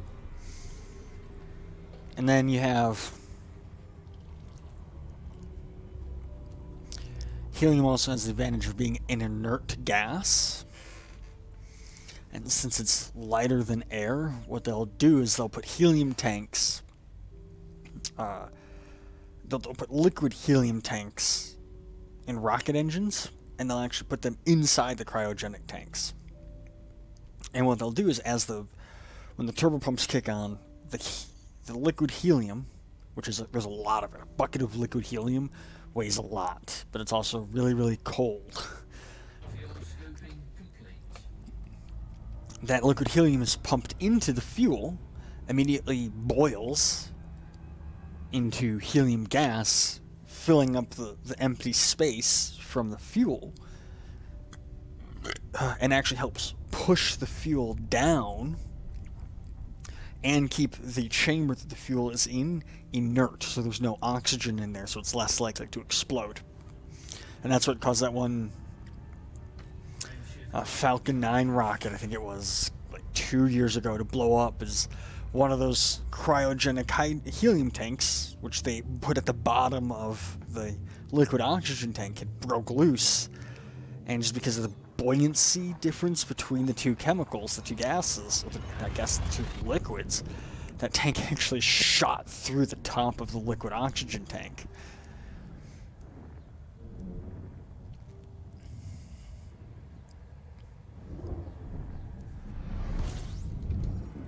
Liquid helium also has an interesting quirk that it's a superfluid.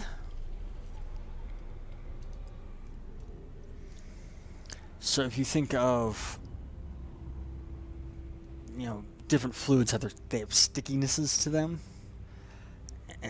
Like water will sometimes stick to the side of the inside of a glass. Syrup, obviously, or oil, like motor oil is real thick and sticky. Liquid helium will actually rise. Like if you had a glass and you poured liquid helium into it, the liquid helium would actually rise up the side of the glass. It's not the viscosity. It has negative viscosity or some shit like that, where it'll wick its way up the glass and actually completely engulf the entire glass in a bubble of liquid helium. Of course, because it's at like minus 300. It's I think liquid helium becomes a liquid at, I think, like 100. Fuck, I forget exactly what it is. Now I'm gonna go to Wikipedia and look this up.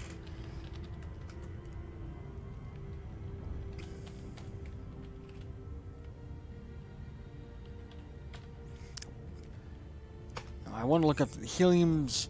No, I want the Wikipedia. I want to know its boiling point because category electron configurations, melting point.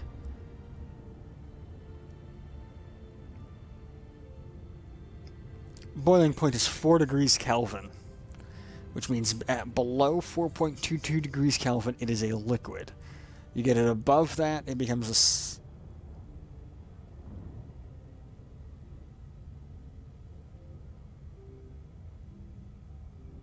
oh no, its melting point is 0.95 Kelvin.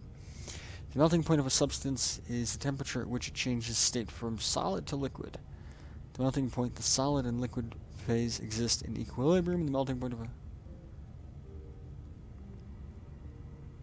Oh no, it is boiling point is 4 degrees Kelvin.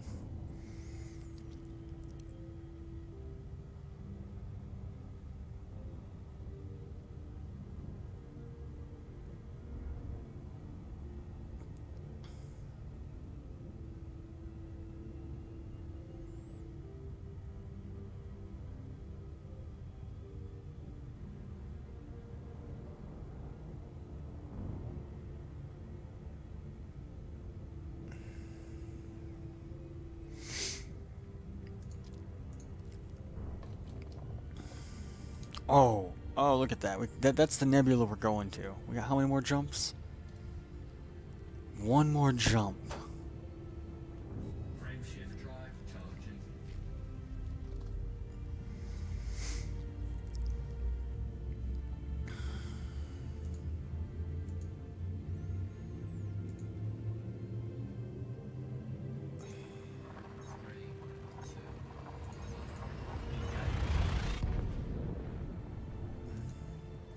Viscosity is the speed at which objects will move through a liquid, I believe. I forget what viscosity is. I'm mostly brain dead right now. I'm just...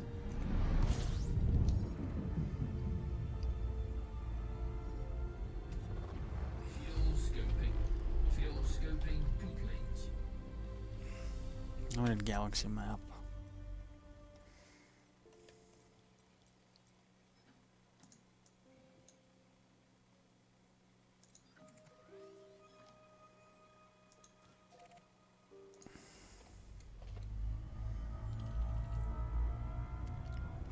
Now that nebula is going to change colors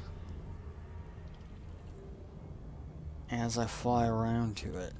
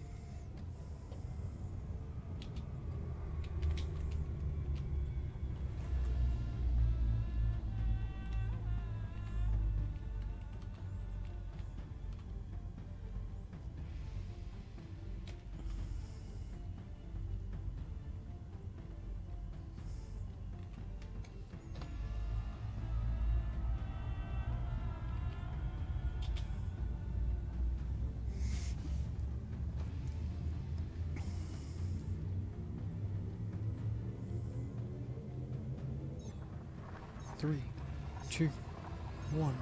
Engage.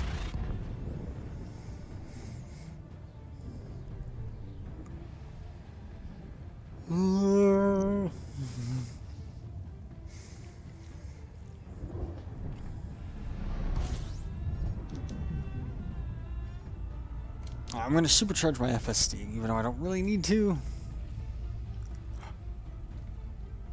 No, I probably will. Warning, frame shift drive operating beyond safe limits. Frame shift drive supercharged. I want to get out of the cone. There we go.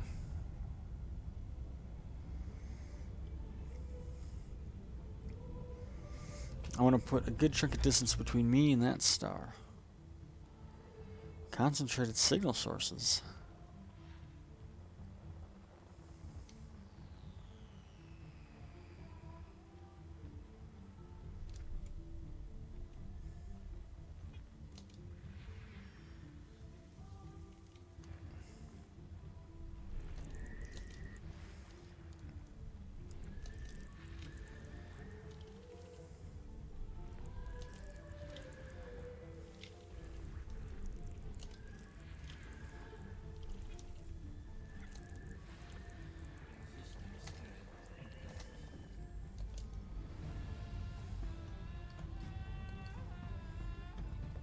Let's go check out this notable stellar phenomena.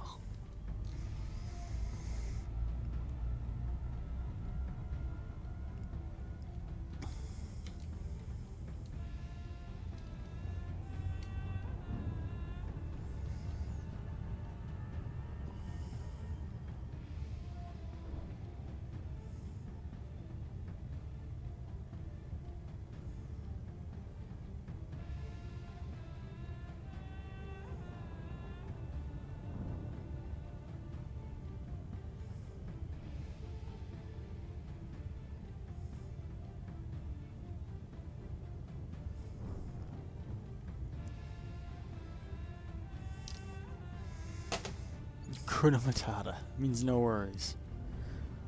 I got plenty of worries. Too many. Way too many worries. And plus I realized I'm using both of my World of Warcraft mouse pads, so I guess that's a bonus in life? I don't know.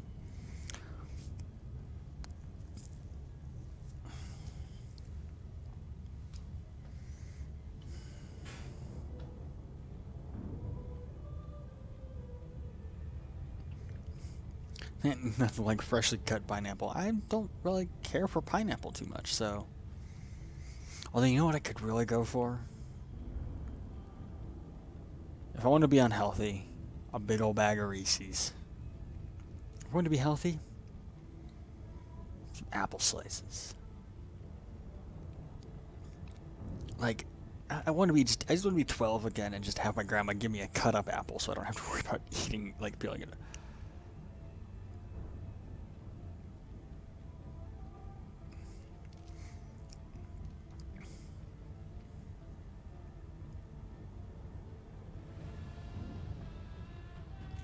Yes, I've never been a fan of pineapple.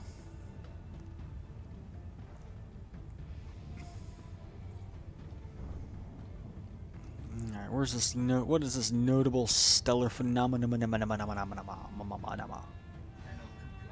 What?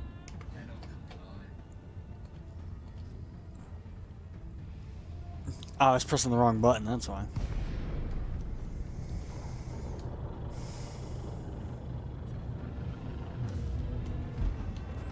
Lights on. Oh, I see arcing lightning. Oh, this is a Lagrange point.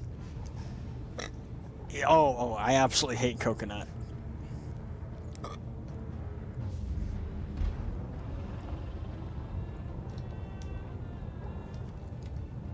Lights are on.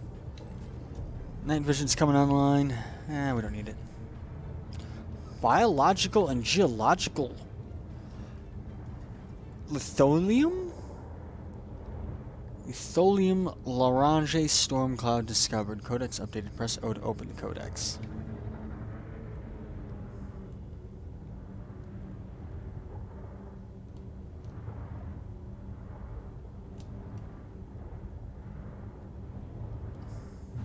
No, I'm in one right now. It's actually buffeting the ship around a bit. Like, you can see the ship's moving. The ships don't move that much normally. And so we got some barnacles, we got some spikes.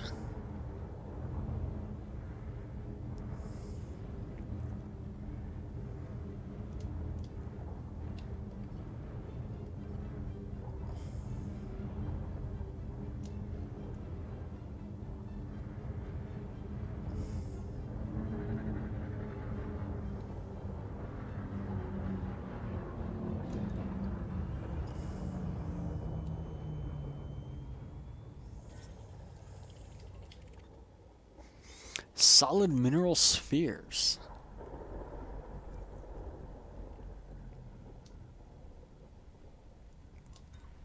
Yeah, that's why I'm being careful not to, you know, get hit by any.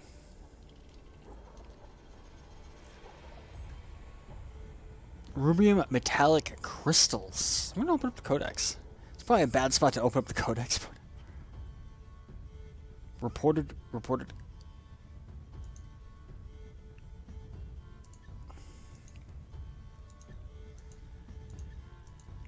So I've confirmed that. So yeah.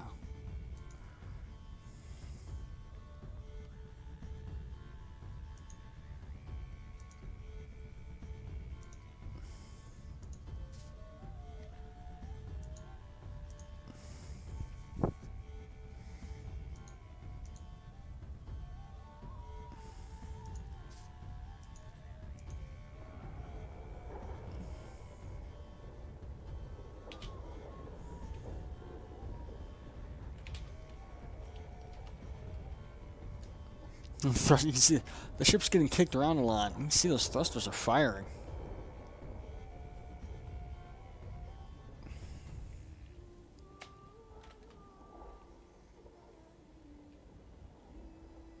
Having a mouthgasm. Ugh.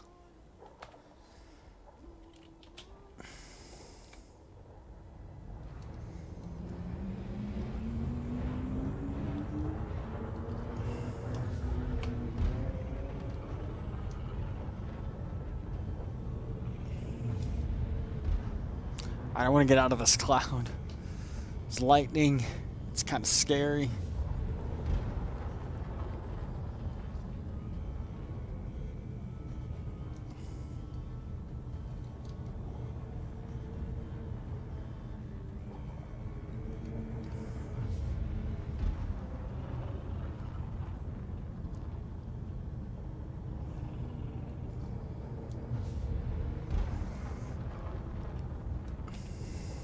I always like the tart things though, and this one's perfectly tart. Everyone has their own thing. Can we plot a route?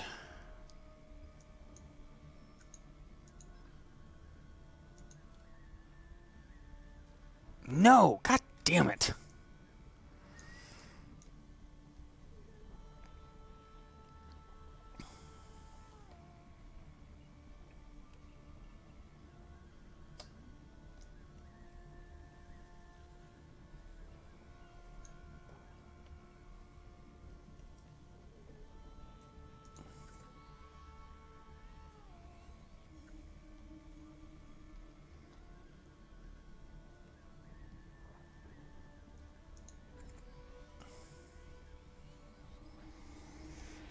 Oh, because we get the Bleu system here. Like, that's where I'm at.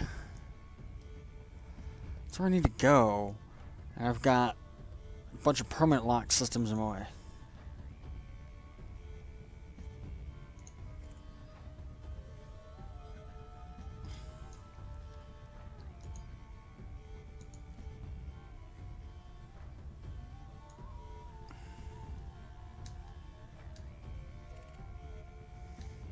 Cool. I can go there. How many jumps is that?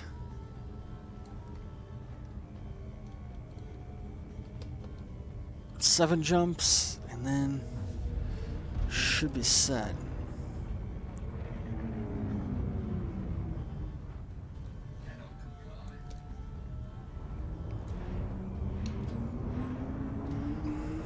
I have to I have to frame shift drive through the cloud.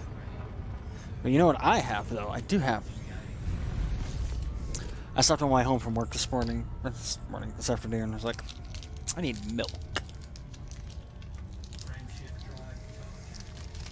And you know what else I need? Other than large sums of cash anonymously deposited in my bank account, or even small donations. Got myself some Reese's. But then it was kind of warm out, and I had it in one of my saddlebags in my bike, and I'm like, put it in the fridge.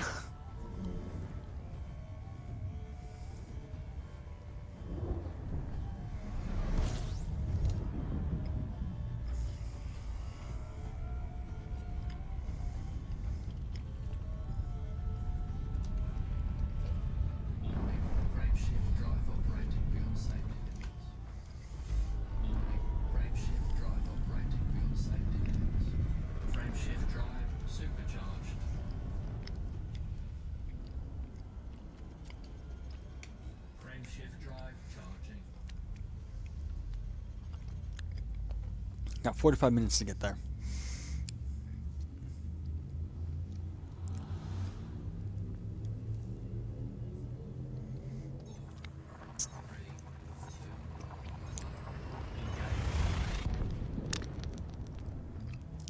Because I like to be done by 10 o'clock. Which gives me ample time. Ugh. Take a shower and relax for like the last hour before I have to go to bed.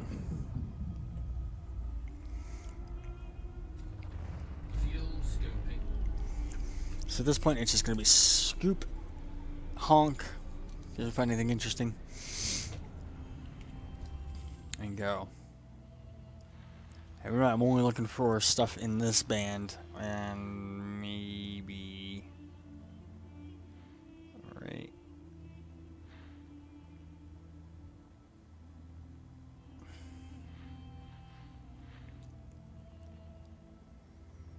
Right in this band.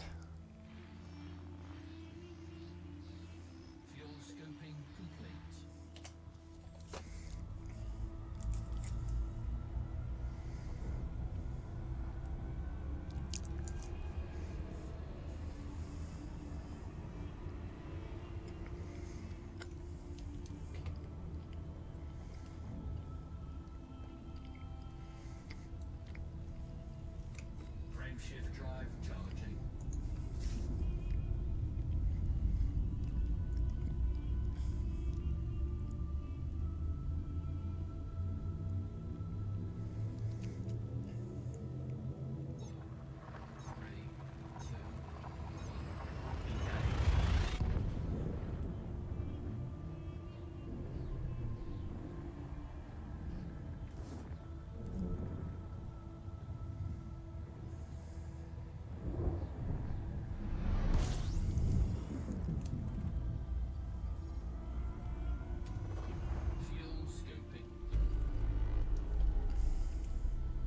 Oh, that's interesting. Just pulled up the wiki earlier.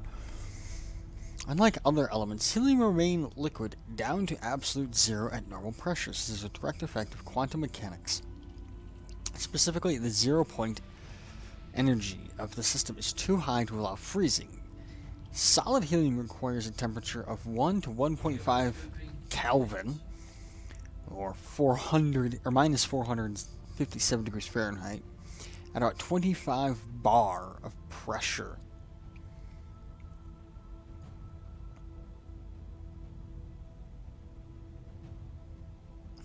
It's often hard to distinguish solid from liquid helium since the refractive index of the two phases are nearly the same. The solid has a sharp melting point and crystalline structure, but is highly compressible. Applying pressure in the laboratory could decrease its volume by more than 30%. With a bulk molecule, or modulus of blah blah blah, 100 times more compressible than water.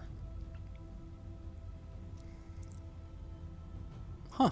Interesting. I don't know if I like just doing that. Just reading random Wikipedias and learning new things.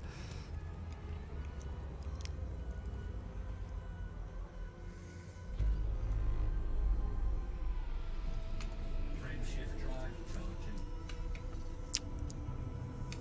Frameshift drive charging.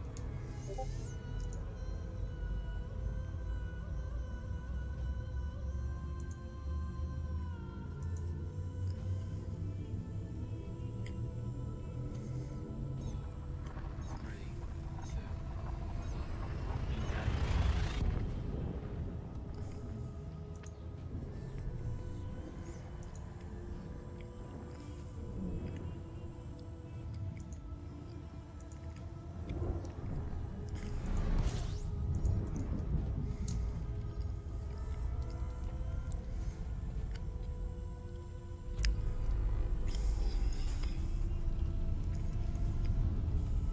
Warning, frameshift drive operating beyond safety limits.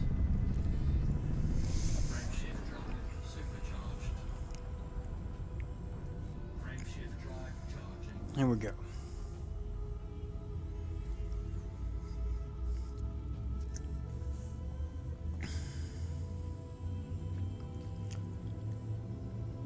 Three jumps. Three, two, one. Engage.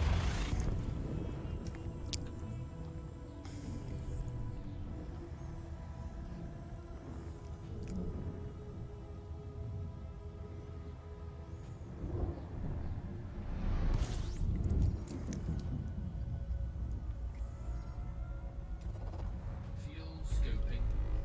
System scan complete. System scan complete. Well, at least that one's easy.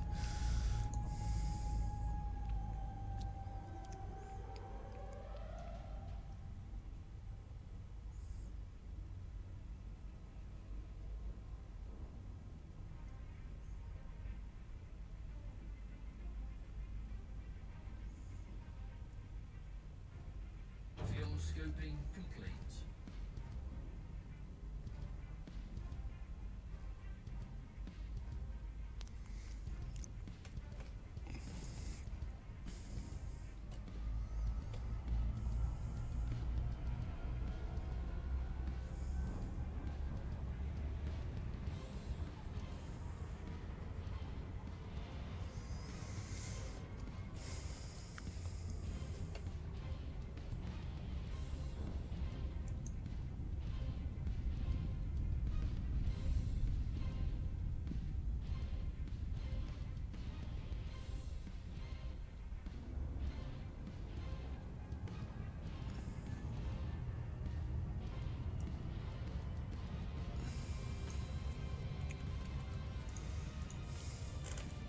Now I'm just Googling something else because.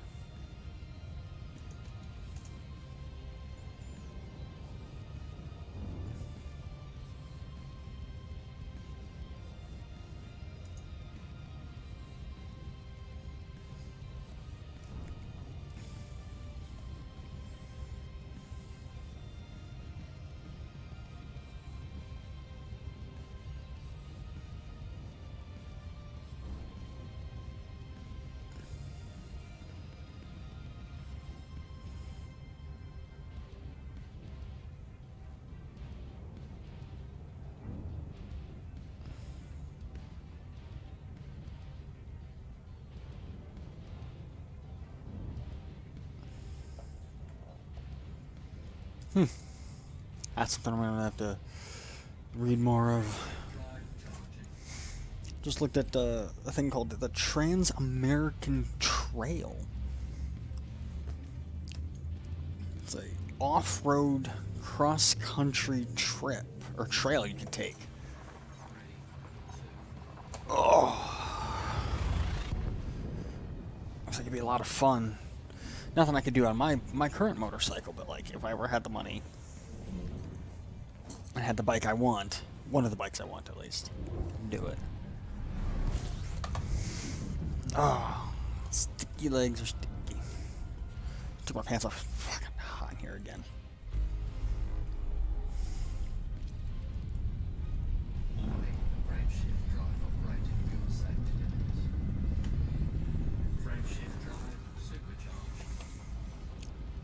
Alright, come on, pull out of it, pull out of it, pull out of it. There we go.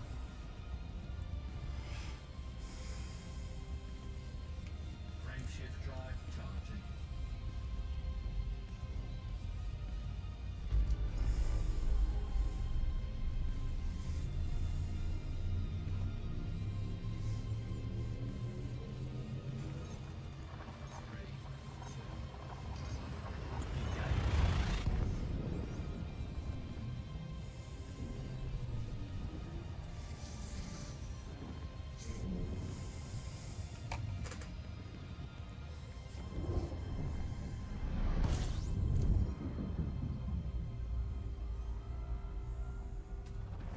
Fuel scooping.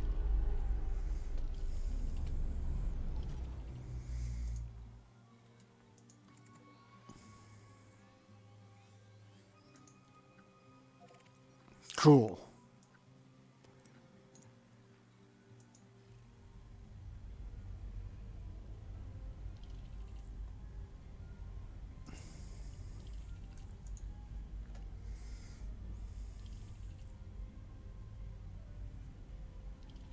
Fuel scooping complete.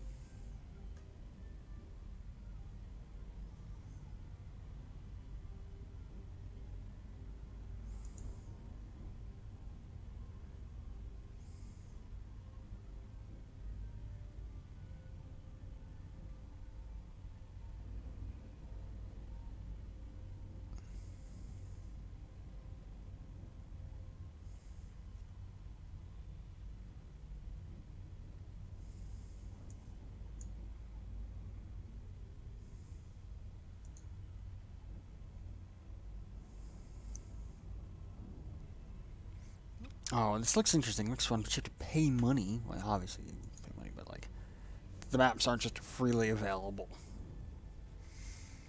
But let's see. There's a leg that goes through Oregon, so you can go from you basically can go from coast to coast. But you go from Oregon to Idaho, and then there's one from Texas all the way up through Colorado.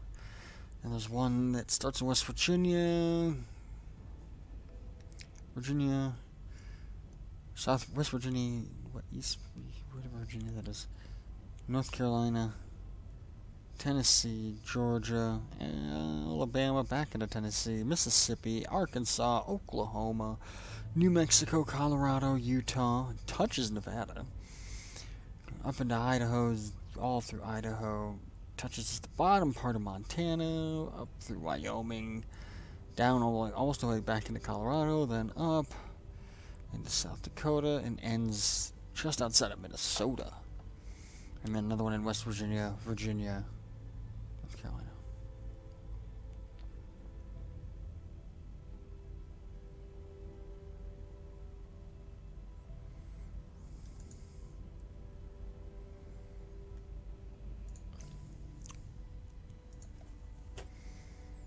All right, well, we got places to go.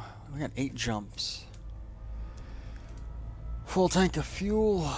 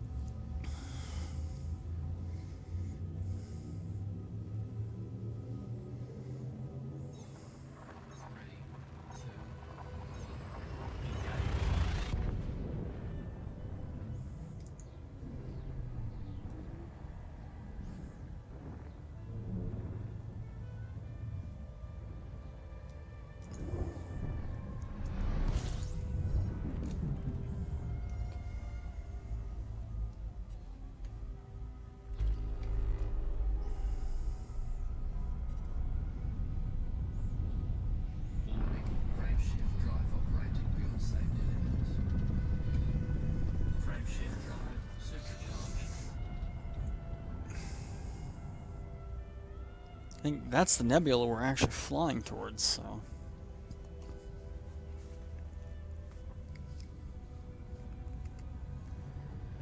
Frameshift drive charging.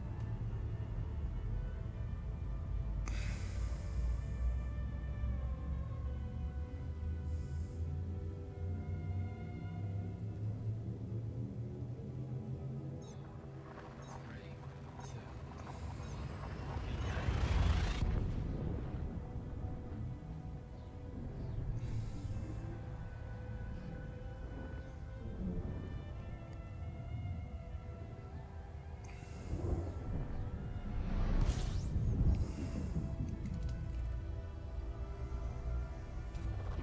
fuel scooping. 6 more jumps.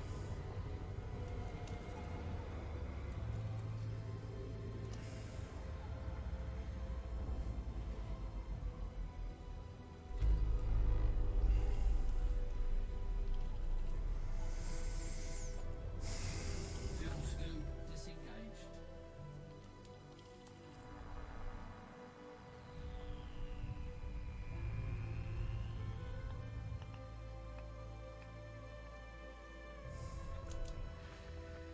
System scan complete. Frameshift drive charging.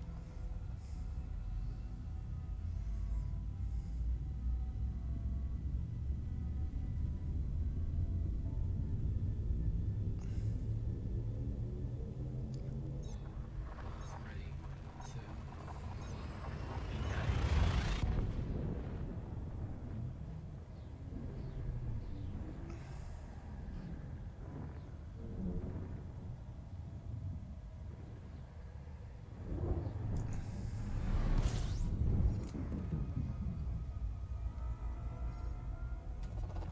Fuel scooping. 5 more jumps.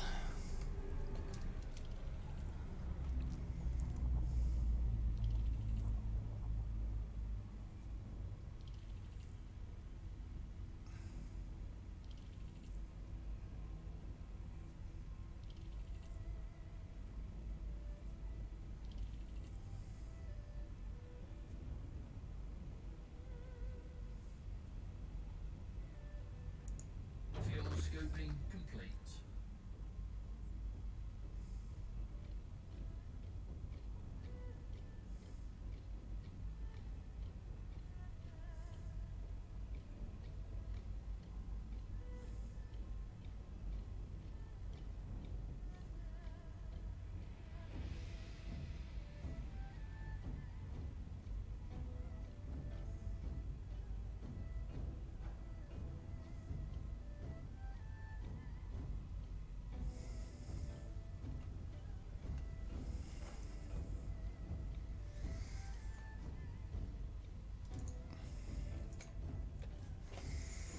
Guys describing some motorcycle problems, and people are like, here's what you're doing wrong. I'm just like, yeah, that all sounds right. Frameshift Nope, Star's still red and angry. I'm going to take this time and say that even though I have a scheduled stream tomorrow night, and we'll be playing Steel Beasts, I actually will not be streaming tomorrow night because I will not be home tomorrow night. And if I am, I'm just going to go sit in my... I'm going to go fill my tub full of beer and drink it empty. No, I'm going to be going out tomorrow night, so...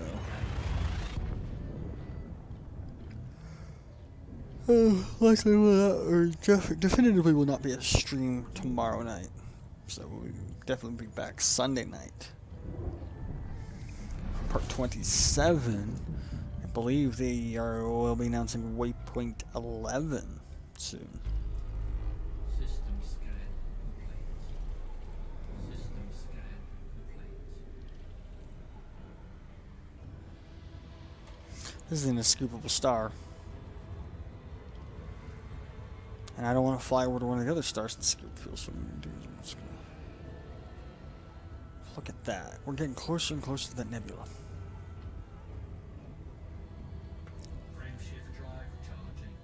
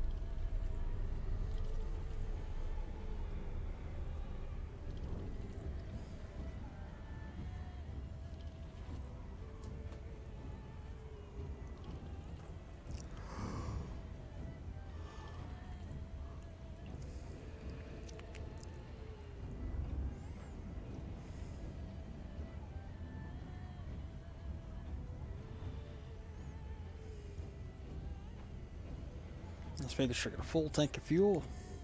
Fuel scooping complete. Warning, limited critical. Throttle up and pull away.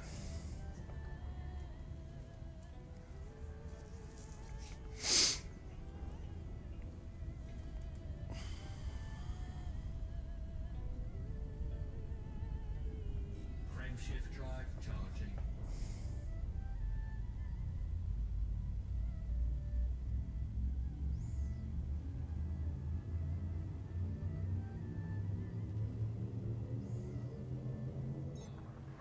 Three, two, one, engage.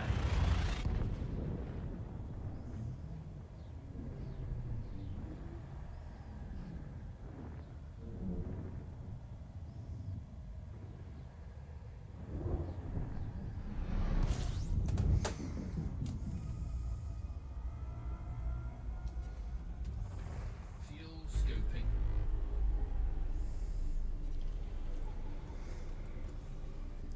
Two more jumps.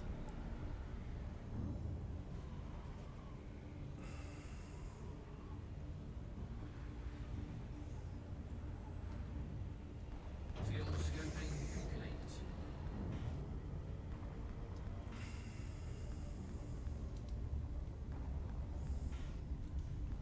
Frameshift drive charging. Three, two, one,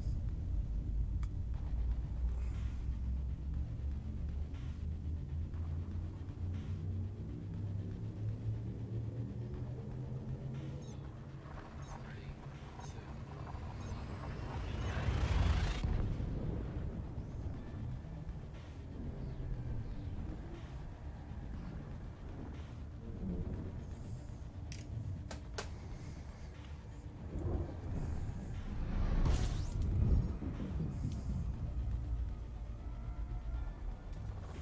Fuel scooping.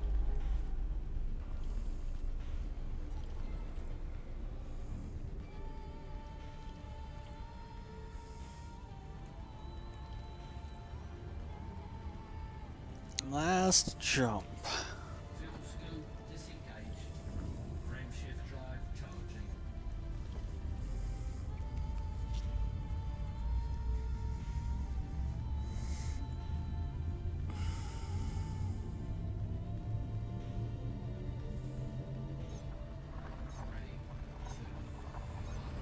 engage.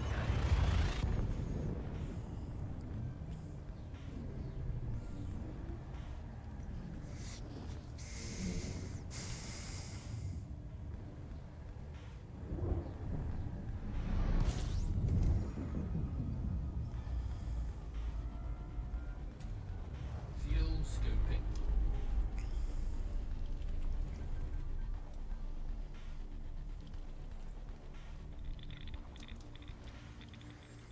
Of course, we gotta scan everything because even though it's been mapped and everything,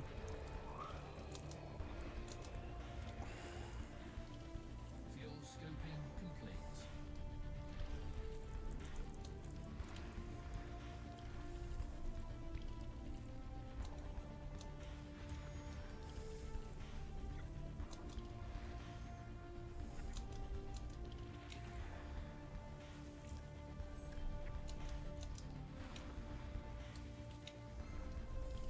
I guess one of the things I wish they would change is, you know, if somebody else has already scanned the system and mapped it and turned the data in, you should just jump in and your computer, your flight computer's like, oh yeah.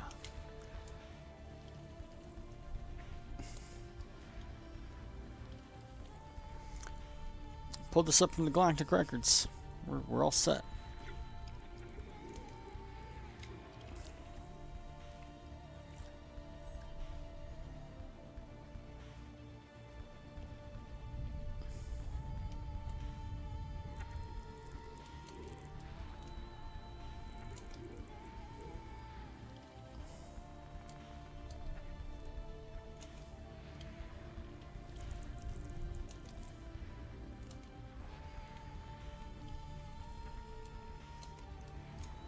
So when I jump into a system, it's like I want to find the planet to land at. I don't have to scan the whole damn system.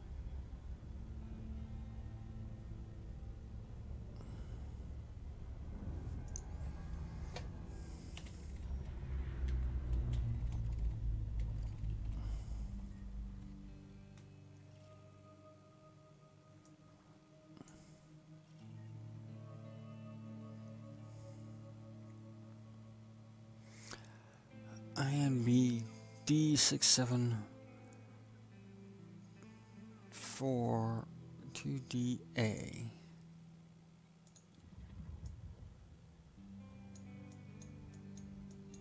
It's a little womp. Look at this little planet. It's chunky. It's just wobbly and.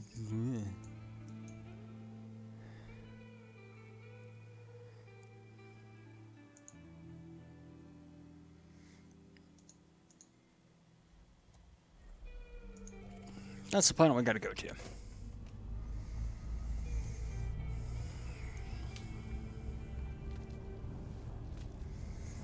We'll go there. We gotta map it so we can find.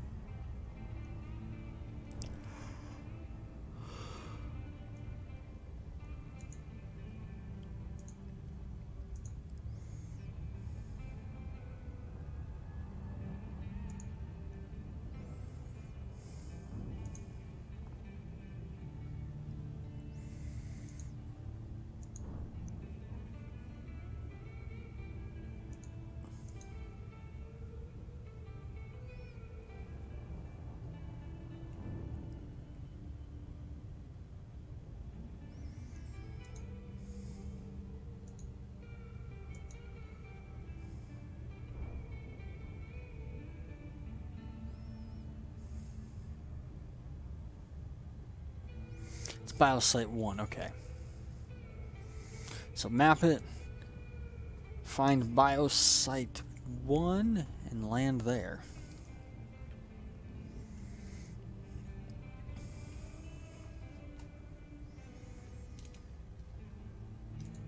This is an ultra low G planet at 0.05 Gs. Which means I could pick my motorcycle up because it would weigh 0.03 times less than itself. So 380 divided by 0.05? Can you even do that math? Is that math that's even doable?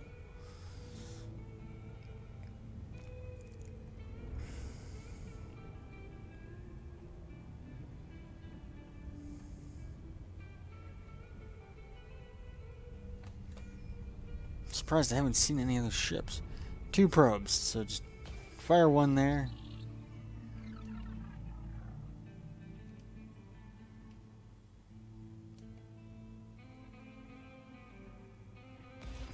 And fire the other one there.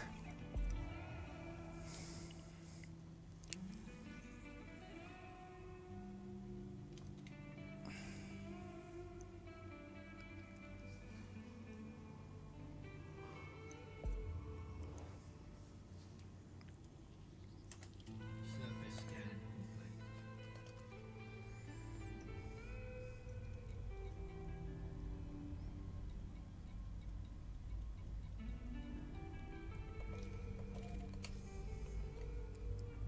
Alright, we're locked on target. We're coming in for a landing.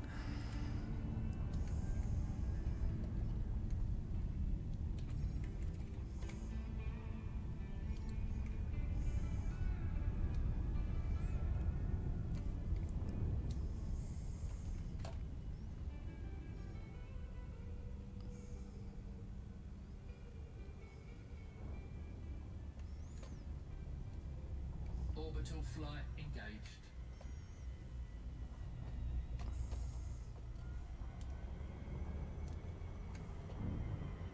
It's a tiny little planet. We're 150 kilometers out. We are in glide mode. We're 58 kilometers above the surface. Glide's been initiated. You can see the curvature of this planet. This little moon.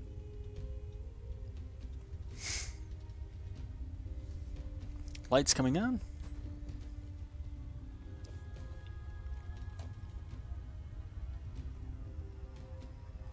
we came in too shallow of an angle.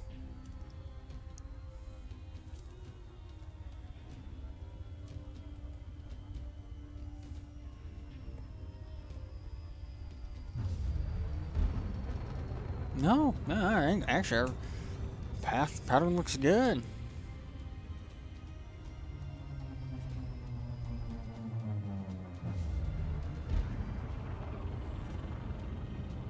"12 kilometers above the surface, coming in good, looking good." I'm scoping out some landing sites, I think right there, or maybe on that plateau.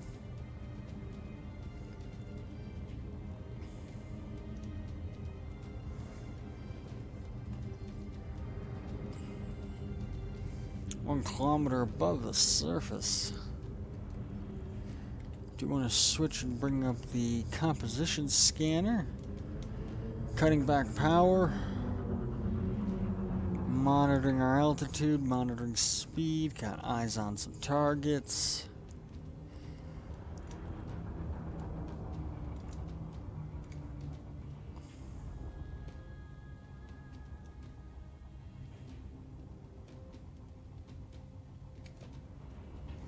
I think this is my first biological discovery.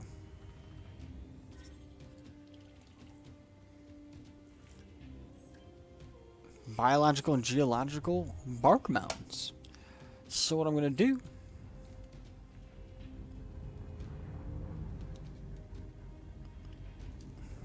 you're coming down. Vertical thrust. Landing gear deployed.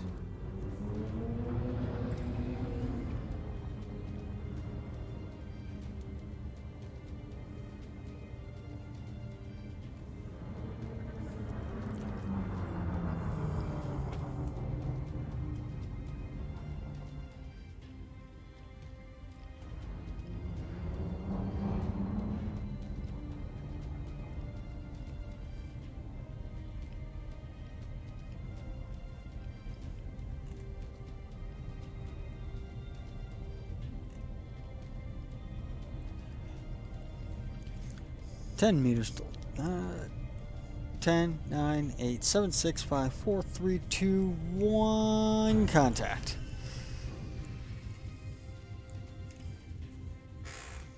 Lights shutting down. Shutting on. Well, night vision wasn't on. Ship is shut down. We are good. This time, I'd like to thank everyone for tuning in and watching the stream tonight.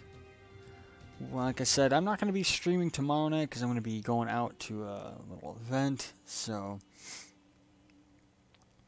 we'll see you guys all Sunday, 7 p.m., same time. Commander Kaz, out.